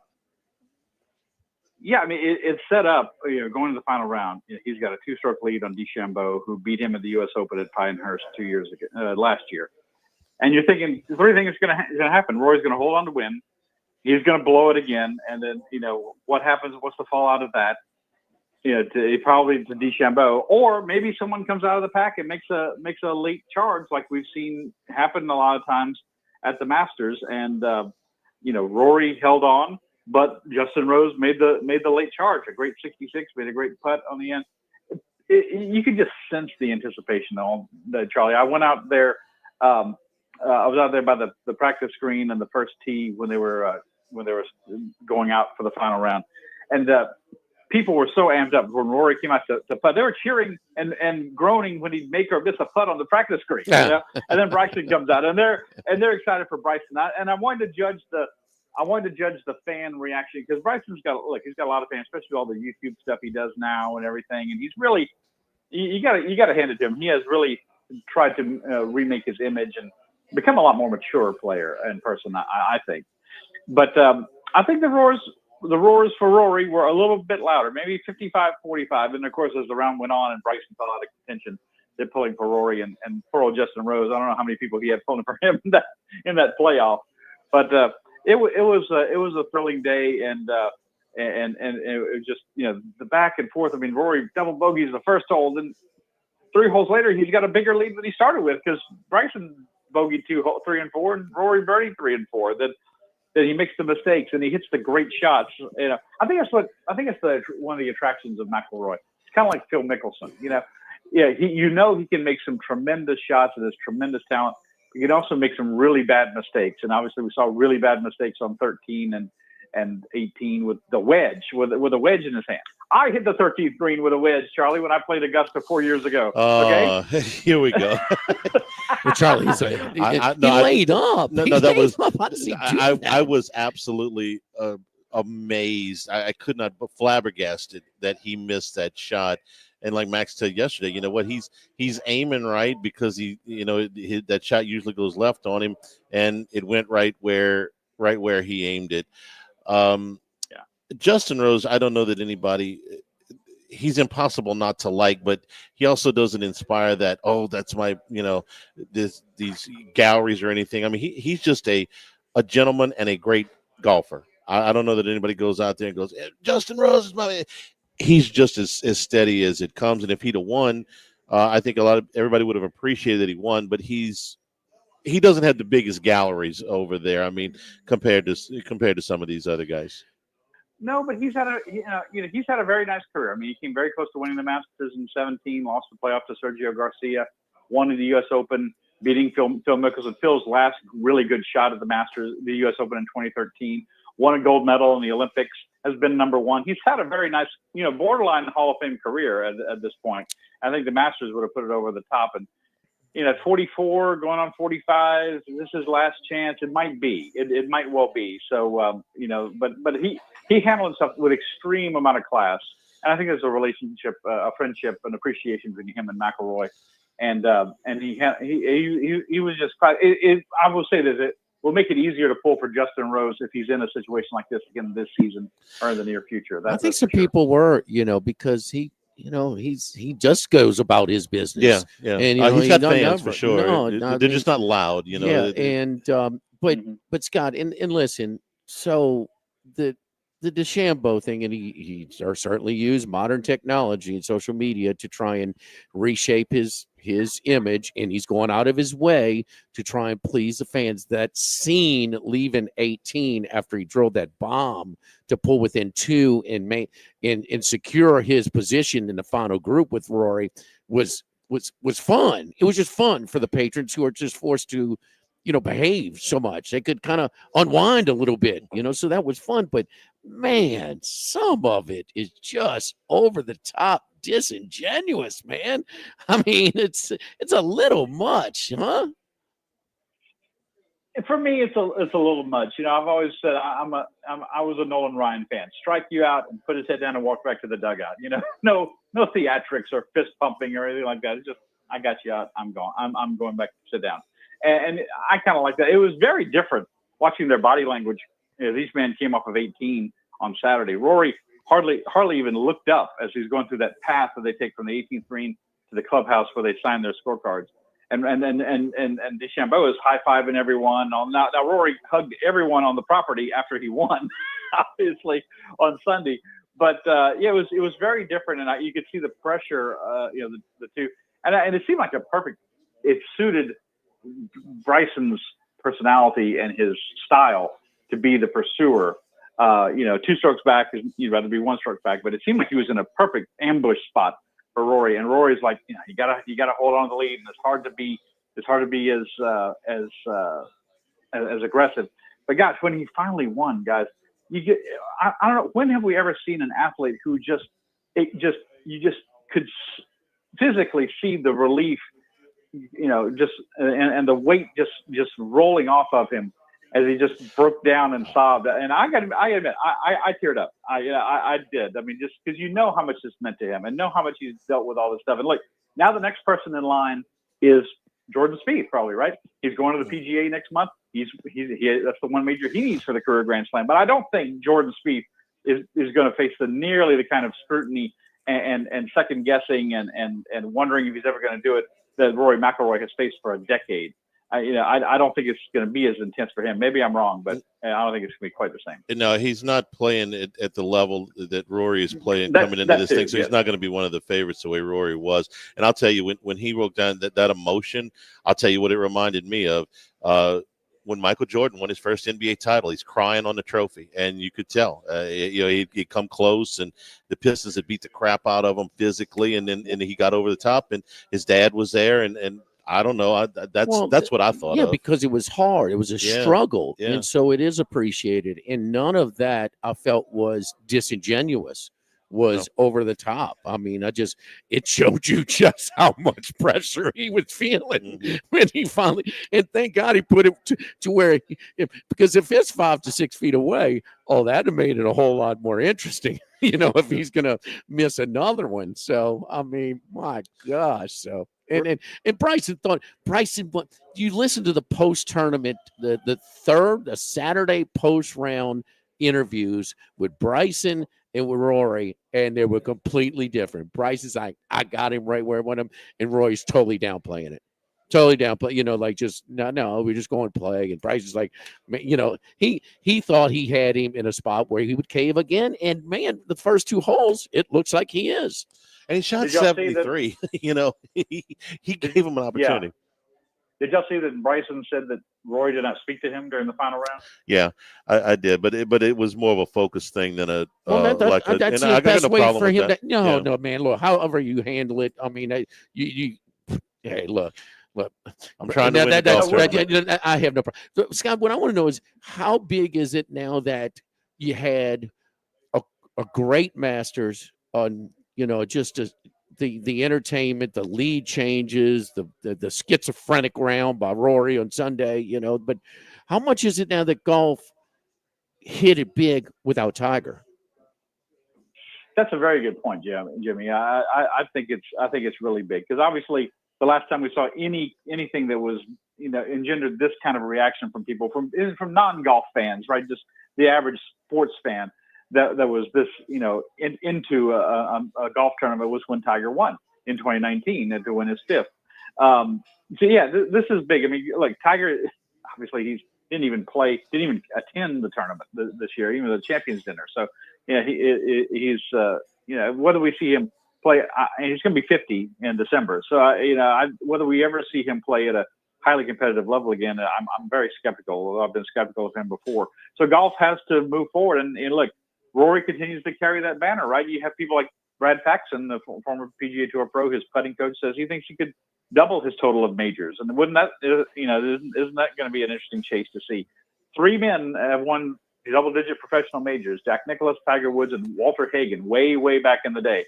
So if you get to 9 or 10, that would be something. He's already an all-time great, obviously, but he's really pursuing history now. So this was great for golf. Obviously, golf has enjoyed a bump since the pandemic when people were looking for things to do, and they kind of rediscovered golf again. To now, and especially now in this split world of professional golf, this civil war that's continuing to go on. And that was another factor Sunday, right? The LIV guy versus the PGA Tour guy, 2 guys who are carrying the banner for their respective tours. And doesn't seem like it's going to be settled again anytime soon. And so given all that, golf really could use something like this. And it was very timely. And where do we go from here a little bit, I guess, is the question, but it was great for what happened when it happened. One more thing to wrap up on the Masters. This story got buried, and I understand why. But going to 16, Ludwig Ahlberg is on the lead. He is in a 3-way tie for the lead. This is the 5th-ranked golfer in the world. He has played well at Augusta, and frankly, Scott, he's somebody that I think is going to win this tournament, maybe more than once before he hangs up his clubs. But he collapsed on the last 2 holes. Did you hear the anything? last one? He's just trying to overextend. Right. Okay. He could have gotten down in 5, but he would have bogeyed it anyway. So he collapses on the last 2 holes, and he's not in contention. Did you hear him talk at all after that? Because I think this is going to benefit him down the road, and he's going to win this tournament somewhere. But he knows now what it feels like to have a chance to win the Masters with 2 holes to go. I did not hear anything from him. I was so focused on the guys who made it to the playoffs. So no, but he finished second. He still finished in the top 10. I mean, despite coming down the stretch, and he really had as much shot as Patrick Reed had. Patrick made that 2 on 17 and needed another 2 to get into a playoff, which obviously is astronomical chance of that happening. But yeah, he's a tremendous talent. Very very level-headed. Doesn't seem to get too high, too low. Has all the shots. I think it's very likely that he's one of the stars. In a green jacket. I mean, he's a star. Yeah. And look, the one win he had on the PGA Tour, he didn't exactly blow him away at the end. He kind of, was a little bit of a struggle to get that win. But the talent he's coming. Man. Just 25. I mean, he's going to win that tournament. Man, he's beautiful to watch, man. He's so fluid. He's going to win it. All right, Scott, you're on your way to Fort Worth tomorrow, the NCAA semifinals. There's 8 teams that go. 2 4-team semifinals. LSU is in the first one. This is at 8 o'clock on Thursday night. LSU, Utah, UCLA, and Michigan State, top 2 advance to the finals on Saturday. And the other semifinal is all SEC teams, Oklahoma, Florida, Alabama, and Missouri. So LSU, the number 1 seed. This is the first time they've gotten to this point as the first time they've been the number 1 seed. So they're the favorites. What do you expect? I think they got the tougher of the two semifinals, quite honestly. I mean, Alabama and Missouri are just happy to be there. You know, it's really should be shame on Oklahoma, who didn't advance last year. Of course, they really stepped out of bounds, crashed and burned on vault. Stepped out of bounds. But it really should be Oklahoma and Florida easily advancing on that side. Michigan State pursued LSU. Now LSU kind of they didn't really put the foot on the gas in the regional final at Penn State. They were trying to just kind of not make this their peak, and Michigan State is trying to get in there for the first time in forever. And so, but they were right on LSU's heels. And then you have Utah and UCLA, especially with Jordan Childs, one of the American Olympians from last year, on their team. They're a very talented team, but some talented team is going to get left out of advancing to the final on that side. So yes, it should LSU. I've been saying all year, LSU, Oklahoma, and Florida. Not going to shock me if any of those teams win the national championship. LSU bested them at SECs. Florida kind of has a tendency to not do well in the big meets. They have all the talent in the world, but they sometimes come up short. I think it could be LSU and Oklahoma. Oklahoma had the best score of anybody in a regional final, 198.425. But LSU is capable of similar scores as well. It's just who does it on that day, who's on, and it could very well be LSU again. I think there's some pressure, obviously. They've dealt with that all year long. But I think they've got just as much ability to win. But it's just going to be who is on, who's sticking those landings, Charlie. Who maybe steps out of bounds. Who certainly you can't. If someone counts a fall, you're done. So that's it's going to be exciting Thursday and Friday. It's the sport's supposed to be. Who performs on that day? Yes, yeah. I mean, that's what it's supposed. That's what it's all about. And I think the first time I've ever heard that the side with all of the SEC teams is the easier side. You don't hear that very often. But Scott, who do you give an edge? Because Oklahoma is used to win, so they may have a little bit more of a hunger factor, and then LSU is, man, they've been so good. So maybe the best team, going into postseason. Yes, Oklahoma has the hunger factor, and they've met up 3 times this year, right? Oklahoma won the 14 meet in Oklahoma City back in January. LSU beat them here head-to-head in the meet in Baton Rouge, and LSU beat them along with Florida and everybody else at SECs in Birmingham. So they've been right there with each other all season long, I give that edge to Oklahoma, and that they're trying to prove something. They were embarrassed. They were embarrassed last year with how they did on vault. It was their worst score on vault in like 8 years or something like that, and it just knocked them out from the start. And so they've lived with that all year long, and that's something that can pursue. But LSU is the deeper team. LSU's got more depth, and now they've added Connor McClain back on floor. She was only doing bars and beam all season long, recovering from an Achilles injury. So they've got her back on floor. Don't have KJ Johnson. Don't have Olivia Dunn. Don't have KJ Johnson doing floor. She does ball. And then the 3 great all-arounders: Haley Bryant, Aaliyah Finnegan, and the freshman Kaylin Chio. Chio's got to perform. I thought she kind of was not quite as great in the regional as she has been all during the regular season. Maybe a little fatigue. The week off probably helped her. They need her to come through with a big performance to get them in the final and in the final. Freshman, right? Yes. Yeah. Freshman of the year. I mean, it's new. So safe travels, Rab. We appreciate it. We'll talk to you next week. Thank you, gentlemen. Take care. All right. Don't forget our friends over at Total Maintenance. So I called up and got my Jimmy Yacht AC visit. That's right. The $79 instead of normally $179. You got to see the before and after. Say, well, I can't do it, on the radio, but I mean, you wouldn't believe. I mean, look, if your unit is anywhere near where you cut grass, it's going to get dirty. It needs to breathe. The only adjustment I had to make is, man, I had to raise my thermostat up a couple of degrees because it's colder in my house, set at the same temperature I've had set for years. Man, it's just running more efficiently. It's cooling quicker. It is saving. It is going to lower my monthly bills. It's going to extend the lifetime of your unit, all for just $79. Normally $179. Who doesn't want lower? And it's going to help avoid some more inconvenient and some more costly damages or breakdowns in the summer when it's really bad. make sure that your unit is prepared. Look, don't be fooled by these mild temperatures that we have right now. It's getting hot really soon. Call our friends over at Total Maintenance, 480-1000, 480-1000. Do like it did. I'm telling you, the unit is running way more efficiently. Had to move up the thermostat a couple of degrees. It's gotten cooler in the odd house. One-time AC visit, just $79. Just mentioned 104.5 ESPN Baton Rouge. That's Total Maintenance, 480-1000. Live at Doe's, live at lunch, 104.5 ESPN Baton Rouge. Live at lunch. This is Charles Hanniger for Total Maintenance. Now is the time to get your AC cleaned and checked before those sweltering temperatures arrive. Ensure your unit is performing at max efficiency, lower your monthly bills, and prolong the life of your central air conditioner. Right now, mention my name or Jimmy Ott and get $100 off that service. Down from $179 to $79. Call Total Maintenance for generators, electricity, and plumbing issues. In Baton Rouge, 480-1000, and in New Orleans, call 841-3300. Service today, every day at Total Maintenance. Go Automotive has a great selection of new cars: Chevy, GMC, Hummer, Chrysler, Dodge, Jeep, Ram. You rather a pre-owned vehicle? Using our resources will help find you any vehicle that you're looking for. Our service department offers VIP service. You never have to come to the dealership.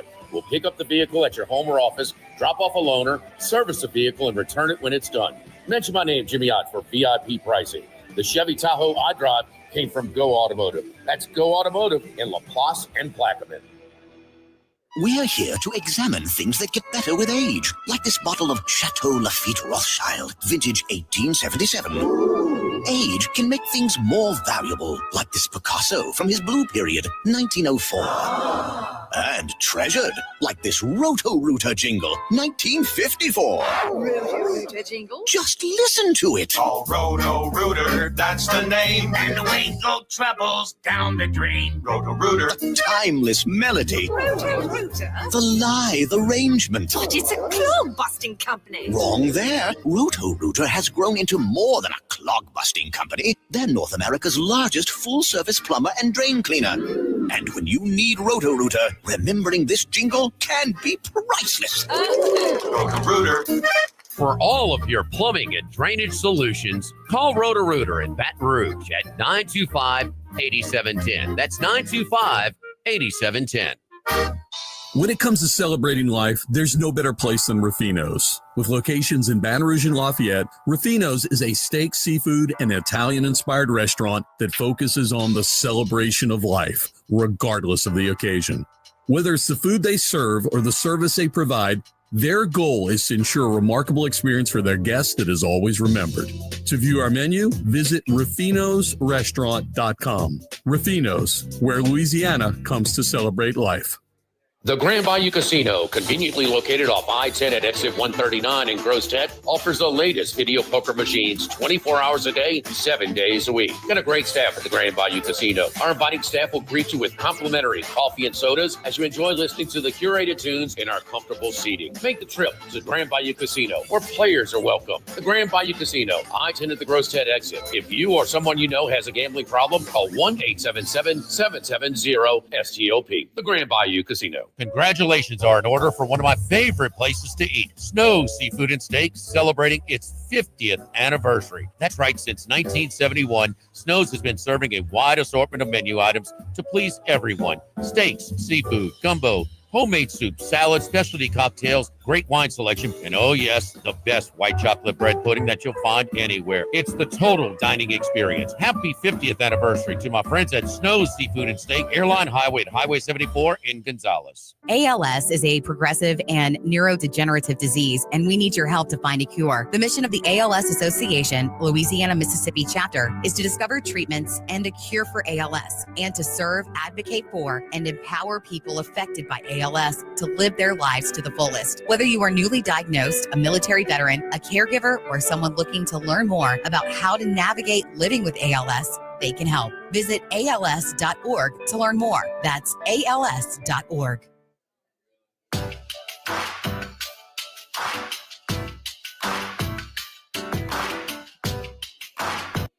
Live at lunch with Ott and Hanny from Doe's Eat Place on Government Street on 104.5 ESPN, Baton Rouge. And we're also brought to you in part by Coastal Capital Advisors, because when it comes to retirement, no two situations are exactly the same. So let Coastal Capital Advisors work with you. No matter what your age, no matter what your income level, they'll work for the plan that is best for you. Get you, involved in the decision-making process along with your business partners, your legal team, tax professionals, to make sure that all your retirement goals are in place. They'll also keep you up to date. When things happen like it's happened in the market the last several weeks, they'll be able to give you all the information you need to make informed decisions. And I know because they've done that for me. For more information, contact Philip Fontenot and his staff, 337-981-1376. And online, it's coastalcapitaladv.com. Advisory services provided by New Age Advisors, member FINRA, SIPC. The Pelican story continues to just take more turns. Our friend Shamit Dua, who's been on the show a number of times, is a contributor for WDSU down in New Orleans, and he was reporting on Blue Sky right now. So we know Shamit a little bit, and he doesn't post stuff just to post and get a reaction. He's got a source somewhere, and his sources are pretty good. So when he posts that New Orleans Pelicans ownership is expected to instruct Joe Dumars to trade Zion Williamson, he's got something. He's not just posting that as a hot take reaction. I got some mixed feelings about it for sure, Jimmy. And I almost said Charlie, it's kind of the high draft pick who's got a chance to be a superstar. It's kind of just not working out in a smaller market that's struggling on the court. This is kind of you start expecting him to kind of his crew to kind of start looking out elsewhere, huh? No matter what the ownership or the new general manager or whatever they feel the best strategy is. I don't read this as he's forcing his way out. I feel it's management is ready to move on from him, or ownership. I hear is you, ready to move but on from him. It's kind of, a franchise in the market the size of New Orleans only has so much of a window with a guy that comes out this coveted. Now, he's not a Darko bust, but he is a disappointment. He's a disappointment because of the number of games that he's played. When he's played, the numbers have been very good. He's a handful. The numbers have been fantastic, but he's playing about 44% of the time. So my first thing is I usually do not like ownership directing the personnel people on what to do. So that concerns me. The second thing is, where do you land in the draft lottery? I can stomach this a lot easier if Cooper Flagg is the pick. They've got the fourth best odds in this thing. If you get him, well, then this becomes a lot easier. You can't. Well, you're not going to trade him before the draft lottery, so that's going to come into play. The next thing is, he was in shape this year when he played, but the hamstring injury kept him out again. He's always like that, Charlie. He's always going to be. He's always going to be there. You can't just kill him, for his lack of conditioning. It's been part of it, but he has no room for error, and he's still going to break down some. And then what is his value right now? What can you get for him? And nobody can answer that completely. I think now is also the time before the another year of like 35, 40, let's just say the average, the 44 games. It's gonna hurt the demand, his stock. I mean, it's already been, it's not what it was when he's coming out of college. Oh, it's nowhere near what it was. Okay, but it's also, he's still got some teams that, man, I think you can roll a very attractive package for him, but I don't know exactly how much. Well, I mean, it's what sport you take a chance at a guy that's really good. It's been hurt a lot of time. All we got to do is look at the American League Cy Young last year. Chris Sale could throw anything in his. He won the Cy Young. It wasn't close. Right. I mean, the guy I can compare him to again and again, and this guy was in demand, was Bill Walton. Bill Walton played about the same percentage of games in his career that Zion has played to this point. And to be honest with you, Zion's raw numbers are even better. Walton had a ring, bro, that he carried the team too. He did. And that was a real heavily favored Philadelphia 76ers and when he did with that? McGinnis, Dr. J. I mean, he did that when he is Zion's age now. Okay, it gets lost how young Zion was when he came into the league. Walton had 4 years. Yeah, at yes. UCLA. Well, yeah. So, One guy had 1 year, 4. Yeah. So you know, if we're going to factor age into this thing, maturity level, Yeah, that conditioning, helps. and He was developing all his that game stuff. at UCLA. Yeah. Absolutely. Yeah. So Bill But he Walton was carried that he team. was the MVP of the league. Okay. That year? It was the next year, but he was. Oh, so he won it 1 year and was MVP the next? Yes. Damn. We'll carry over if that. Yeah. And then he was hurt, and he was out for 4 years, basically. He Right, played, right. I think, 15 games. Big in men 4 get years. hurt, bro. And then he came back, and he was the sixth man of the year, and the Celtics won the title. And then after that, he basically never played again. How good would Greg Oden have been? How good would Yao Ming have been? Yeah. How many? I mean, the big guys get hurt, and he's not super tall. He's not a 7-footer, but The he's difference a between big him and guy. Oden was Oden never stayed healthy. Walton stayed healthy for about 4 years. You know, you saw what you had. With Well, Zion, the you difference between see- Zion and Walton is this guy got it. Is Zion close to an MVP? Hell no. No. He's been an all-star? once. Okay. Yeah. I mean, you know, and this guy won a ring and won an MVP. Yeah. No, The raw numbers are there for Zion, but no, he's never had anything close to the team success that Walton has had. But again, Walton had that team success at an age that Zion is now at. I don't know what you could get for him. I really don't. It's the trepidation is that he goes somewhere and he finally puts together everything that he's been working on, and that's the risk that you take. He played 75 1 year.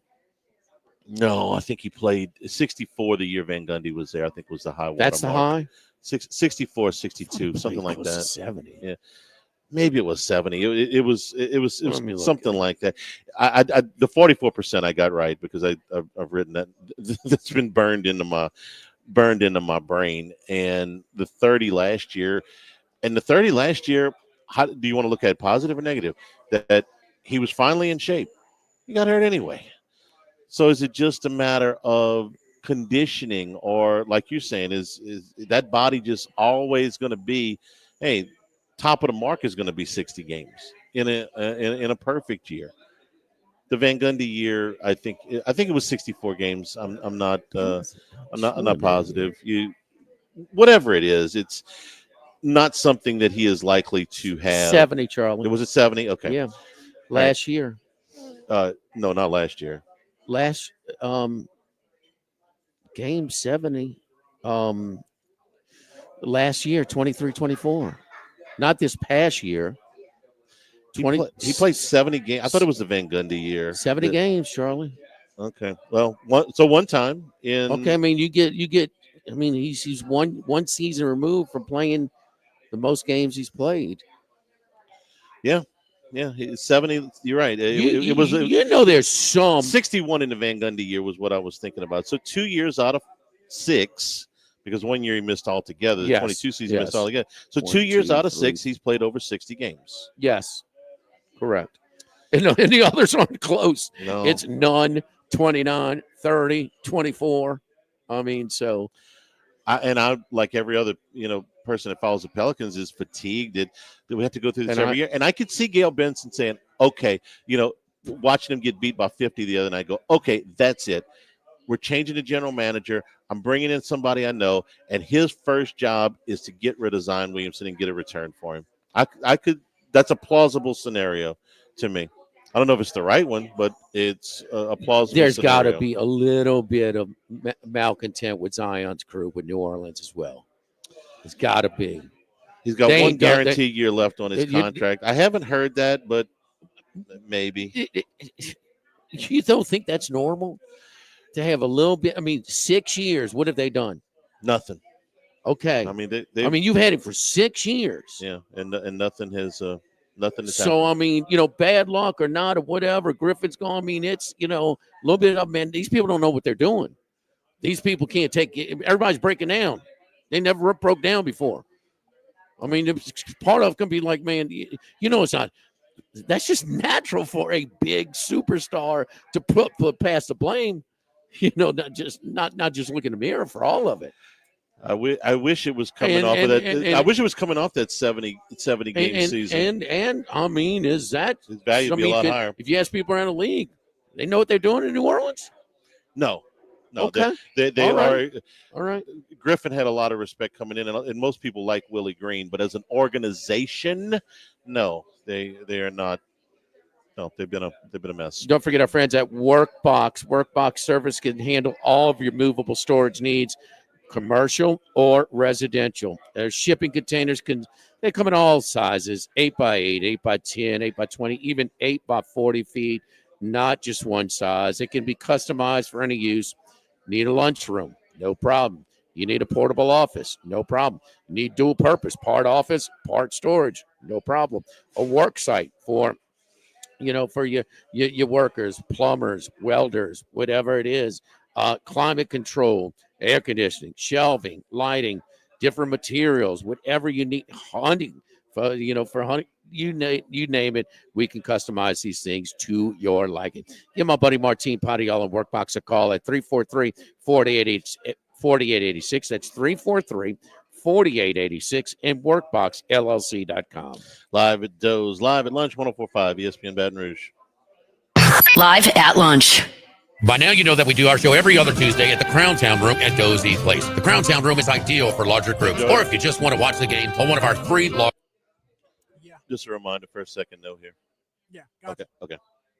Blend of sweet and spicy. You can't go wrong also with the flash fried oysters or the shrimp. The porterhouse is the perfect steak to share. Strip on one side, filet on the other. Prepared at different temps if you like. Bone in to maximize flavor. Doe's Eat Place on Government Street, just off Acadian in the heart of Mid-City. This hour of Live at Lunch with Ott and Hanny is brought to you by Dana Brown at the law offices of O.C. Brown, 343-1111 and ocbrown.com. Roto-Rooter for all your plumbing needs, 925-8710. Supreme Rice, grown, milled, processed in Louisiana since 1936. United Community Bank, the local way to bank big. Tex Morris at Edward Jones Investments on Jefferson Highway, 928-8659. Total Maintenance, your one-stop shop for AC, electrical, generators, and plumbing. Service today, every day for Total Maintenance and Coastal Capital Advisors. Markets evolve. We adapt.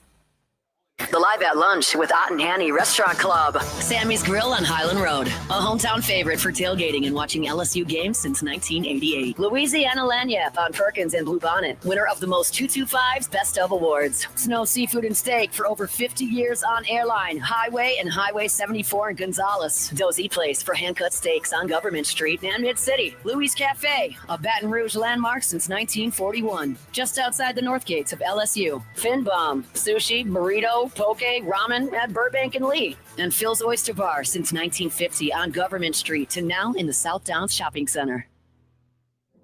Our 2025 Dreams Come True Radiothon presented by the Baton Rouge Clinic is happening right now, and we couldn't make dreams come true without your help. This year, Service Chevrolet, Luba, Subaru of Baton Rouge, and Duplessis Builders have each pledged to match your donations once we reach $2,000. Whatever amount you can spare will get us that much closer to making more dreams come true for local kids suffering life-threatening illnesses. Visit 1045ESPN.com to donate today.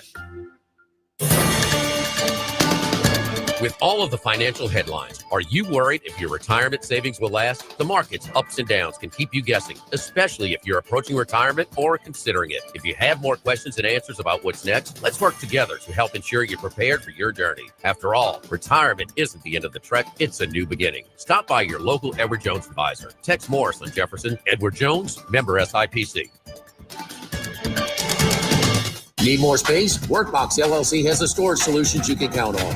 Whether you're a homeowner, commercial contractor, or industrial business, we have the space for you. Our secure, versatile storage units are ready to meet your needs. Contractors, keep your site organized and efficient. Store your materials with us and access them anytime you need.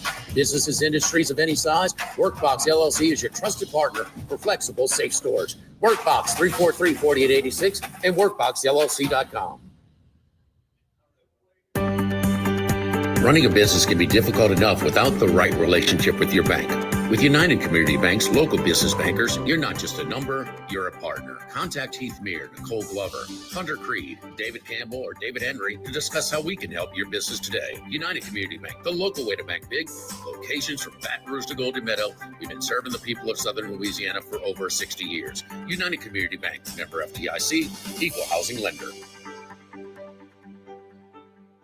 The new location of Los Reyes Mexican Grill, Wesley across from Mike Anderson's. Man, the place looks great. Lots of indoor and outdoor seating options with plenty of big TVs to watch all your favorite games. All of the traditional Mexican cuisine with a great happy hour, 2:30 to 6:30, 7 days a week. Plus, $5 margaritas all day, all night on Wednesdays. Great spot to bring the baseball team in between games, just 5 minutes north of Traction and 5 minutes south of LSU. Los Reyes Mexican Grill, 1072 West Lee, near Nicholson. Live at lunch, first class. I want a seat in first class where I was booked and ticketed over a month ago. Second class. No man should be subjected to the indignity of being labeled or treated like a second-class citizen. And no class. Life had become like school on Sunday. No class. I'll tell you what then. Why don't you call me sometime when you have no class? First class, second class, and no class. Brought to you by Supreme Rice. Buy local with Louisiana-based Supreme Rice since 1936.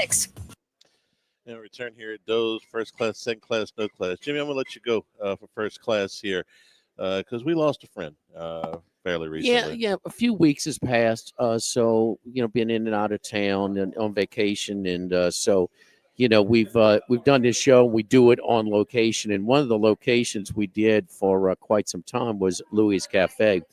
And for 33 years, the cooking comedian, Frenchie, Marcus Frenchie Cox, for 33 years used that open kitchen. That open kitchen was the perfect setting or stage for a performer because my man loved to perform. And as soon as you came in, he had a comment for you as he's juggling the cooking and with the comedy and throwing different cracks at you. And a wide range of things, whether it's local politics to LSU sports to the Saints to my tennis team. I mean, he was throwing it at.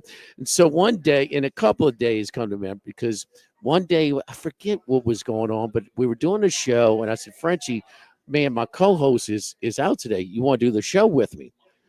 Well, he did the entire show with me. So I also created a monster because whenever we come in there, he would be rude to y'all. He would oh, I'm not good enough anymore, and stuff like that. So we'd bring him on like at the open sometimes, and if I didn't, he would get upset. But he loved the stage, and he was just part of the charm for so many years.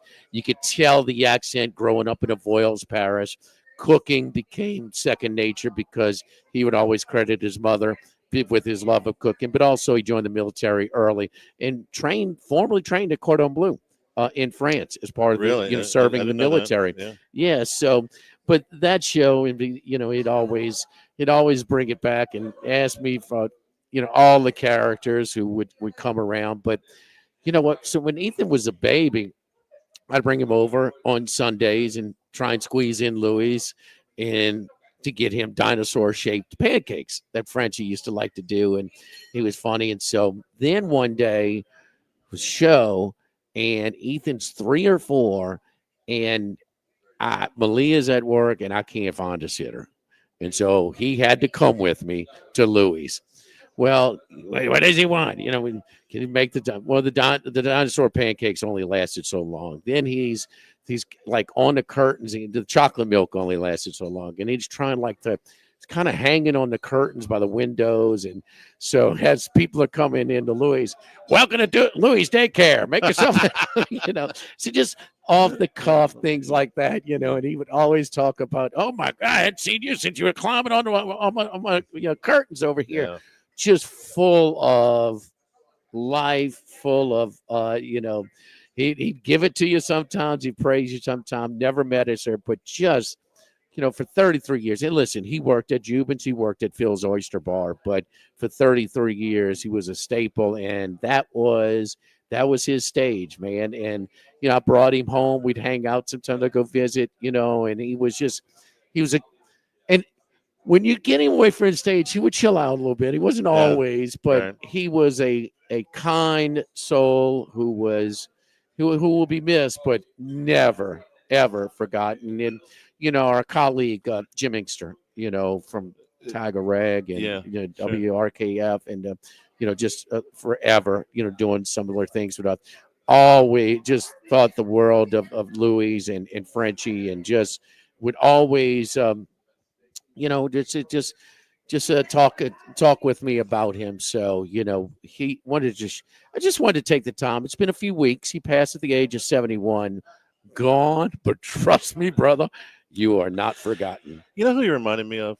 He reminded me of Don Rickles. And hang with me for a second, because Don Rickles, if you ever saw his act, okay, he was the king of mean, okay? Yeah. But it was all an act, okay? My wife, when in her early 20s, worked at a hotel in Las Vegas, and Rickles stayed there when he performed, and she said he was the nicest man you have ever met in your life. It was all an act, okay? And so that's how I took it with Frenchie. Whenever we come in and he, the daycare thing, or oh, I'm not good, or whatever he would say, I took it like that. It was all in jest, and it was all fun. It was all good natured. And once you got past all the little quips and everything, he was just the nicest. He loved guy. telling me about his dog Elvis. Elvis. Yes, Yeah. of course. Second class today. We've already covered both of these things, so I'm just going to kind of move past it. The Pelicans reset and LSU gymnastics, both of them, good with a chance for the gymnastics teams to be great. For the Pelicans, just a chance to reset. We'll see how that works. I'd like to move on to no class quickly, because I want to ask you a couple of questions about this. The whole Nico Iamaleava situation, the more you hear about it, the uglier it gets. His father's involvement, the potential that his father was organizing several players to push Tennessee for more money before the playoff game with Ohio State, and that there was some dissension before that game, which would explain a lot compared to how they played that particular night. I mean, Tennessee was out of it before everybody got into their seat good. But the angle I want to take here, Jimmy, and ask you about is Josh Heupel. Okay, Josh Heupel's getting a lot of love right now for standing up for Tennessee, standing up. You had a contract, you made an agreement, you did, and I agree with all of that. My question is that going to hold up if they lose in the fall? If they do worse than what people perceive they would have done with Nico as quarterback, are they going to cut Heupel some slack? Tennessee fan base, the media, the team, whatever. Is that going to hold if they come out of the gate 3-3, or they get to November and they're 4-6 or something like that? He's getting all the love now, and I think he did the right thing. But will it hold if they lose? Charlie, if you're going to let a player sort of wreck your team or hold you hostage because he better be damn good.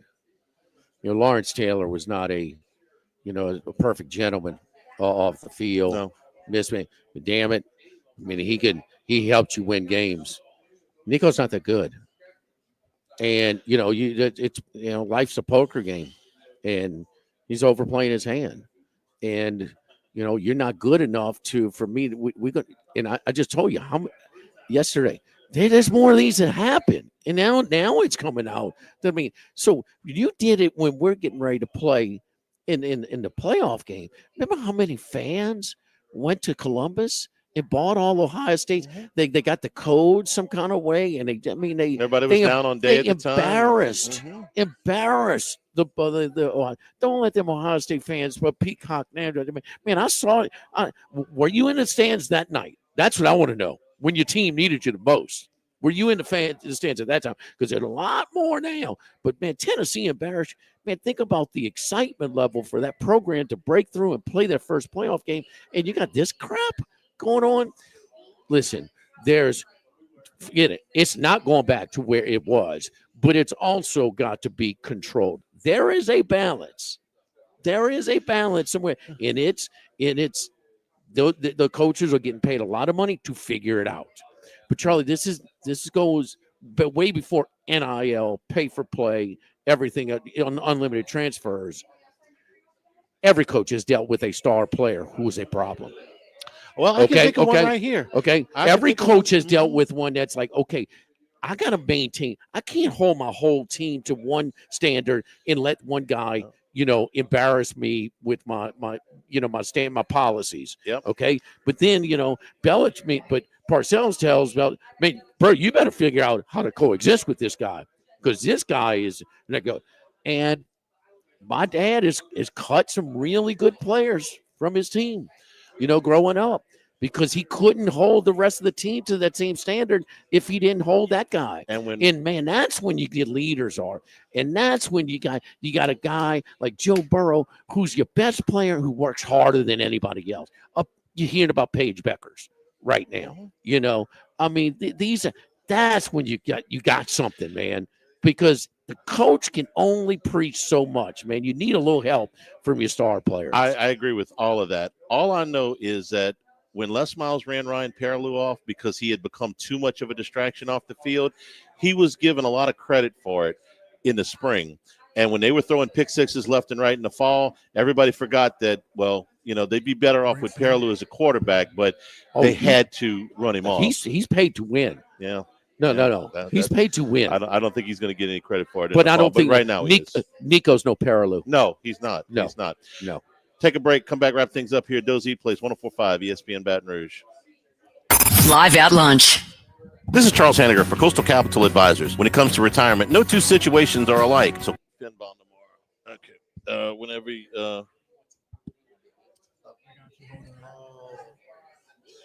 It's rolling. I do want the hamburger steak. I want fries instead of the mashed potatoes.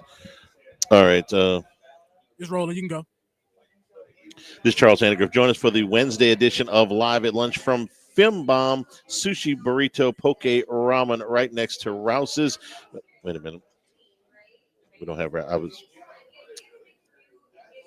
is Charles Hanniger. Join us for the Wednesday edition of Live at Lunch from. This is Charles Hanniger. Join us for the Wednesday edition of Live at Lunch from Fimbom Sushi Burrito Poke Ramen. Professional sports handicapper Randy McKay is with us, as well as Wes Reynolds from VEASAN. Nope, it's not right either. He changed things.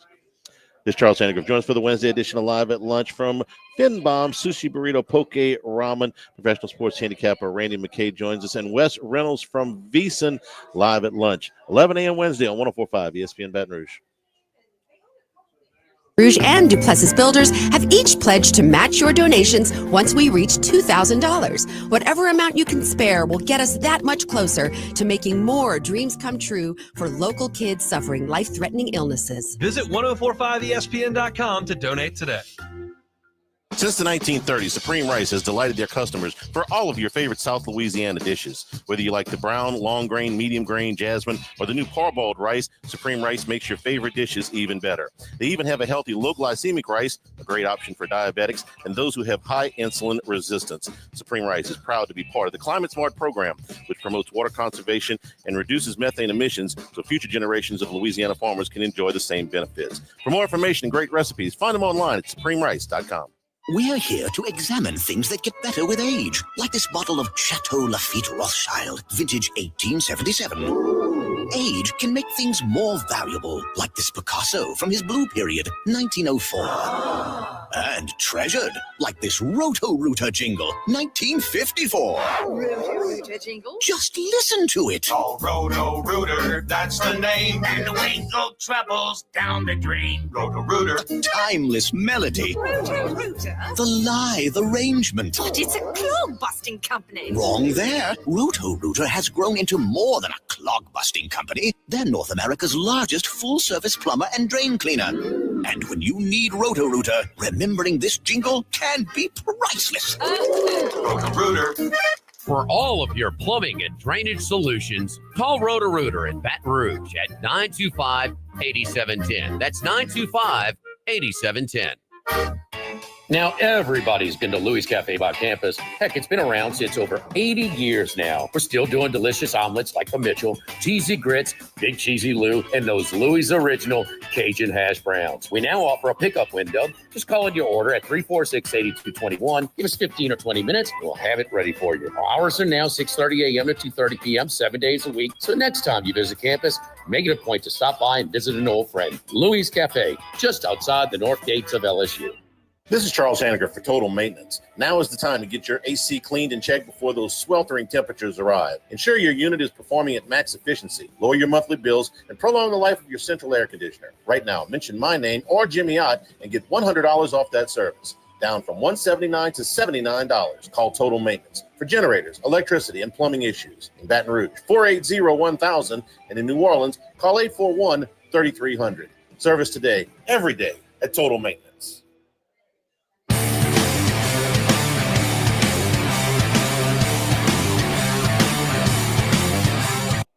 Live at lunch with Ott and Hanny from Doe's Eat Place on Government Street on 104.5 ESPN, Baton Rouge. Today's show also brought to you by the Thibodeau Store, 900 St. Patrick Highway in Thibodeau. Getting the yard in shape right now. 40% off all of your hoses right now. Big savings on the website at doitbest.com/Thibodeau Store on wheelbarrows, potting saw, weed killer, spreaders, and seeders. And once you get the yard in shape, get those grills going. A huge selection of grills, including the Big Green Egg cookers and your specialty Cajun cookware. All of that is available, or the Cajun cookware is available for free delivery. Check it out at doitbest.com/Thibodeau Store. Got a couple of NBA play-in games tonight, Jimmy.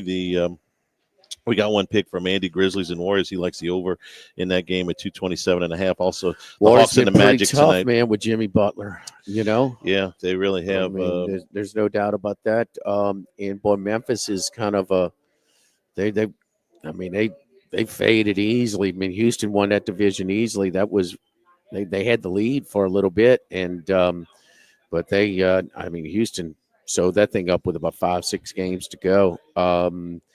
So, and of course, the headache with Ja Morant. I mean, it just continues. And then offense versus defense. You know, the Hawks are offensive oriented. The Magic, number 2 in points allowed per possession defensively.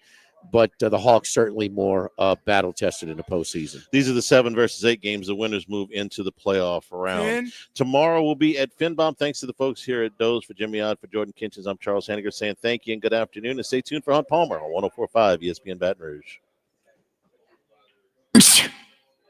Go Automotive has a great selection.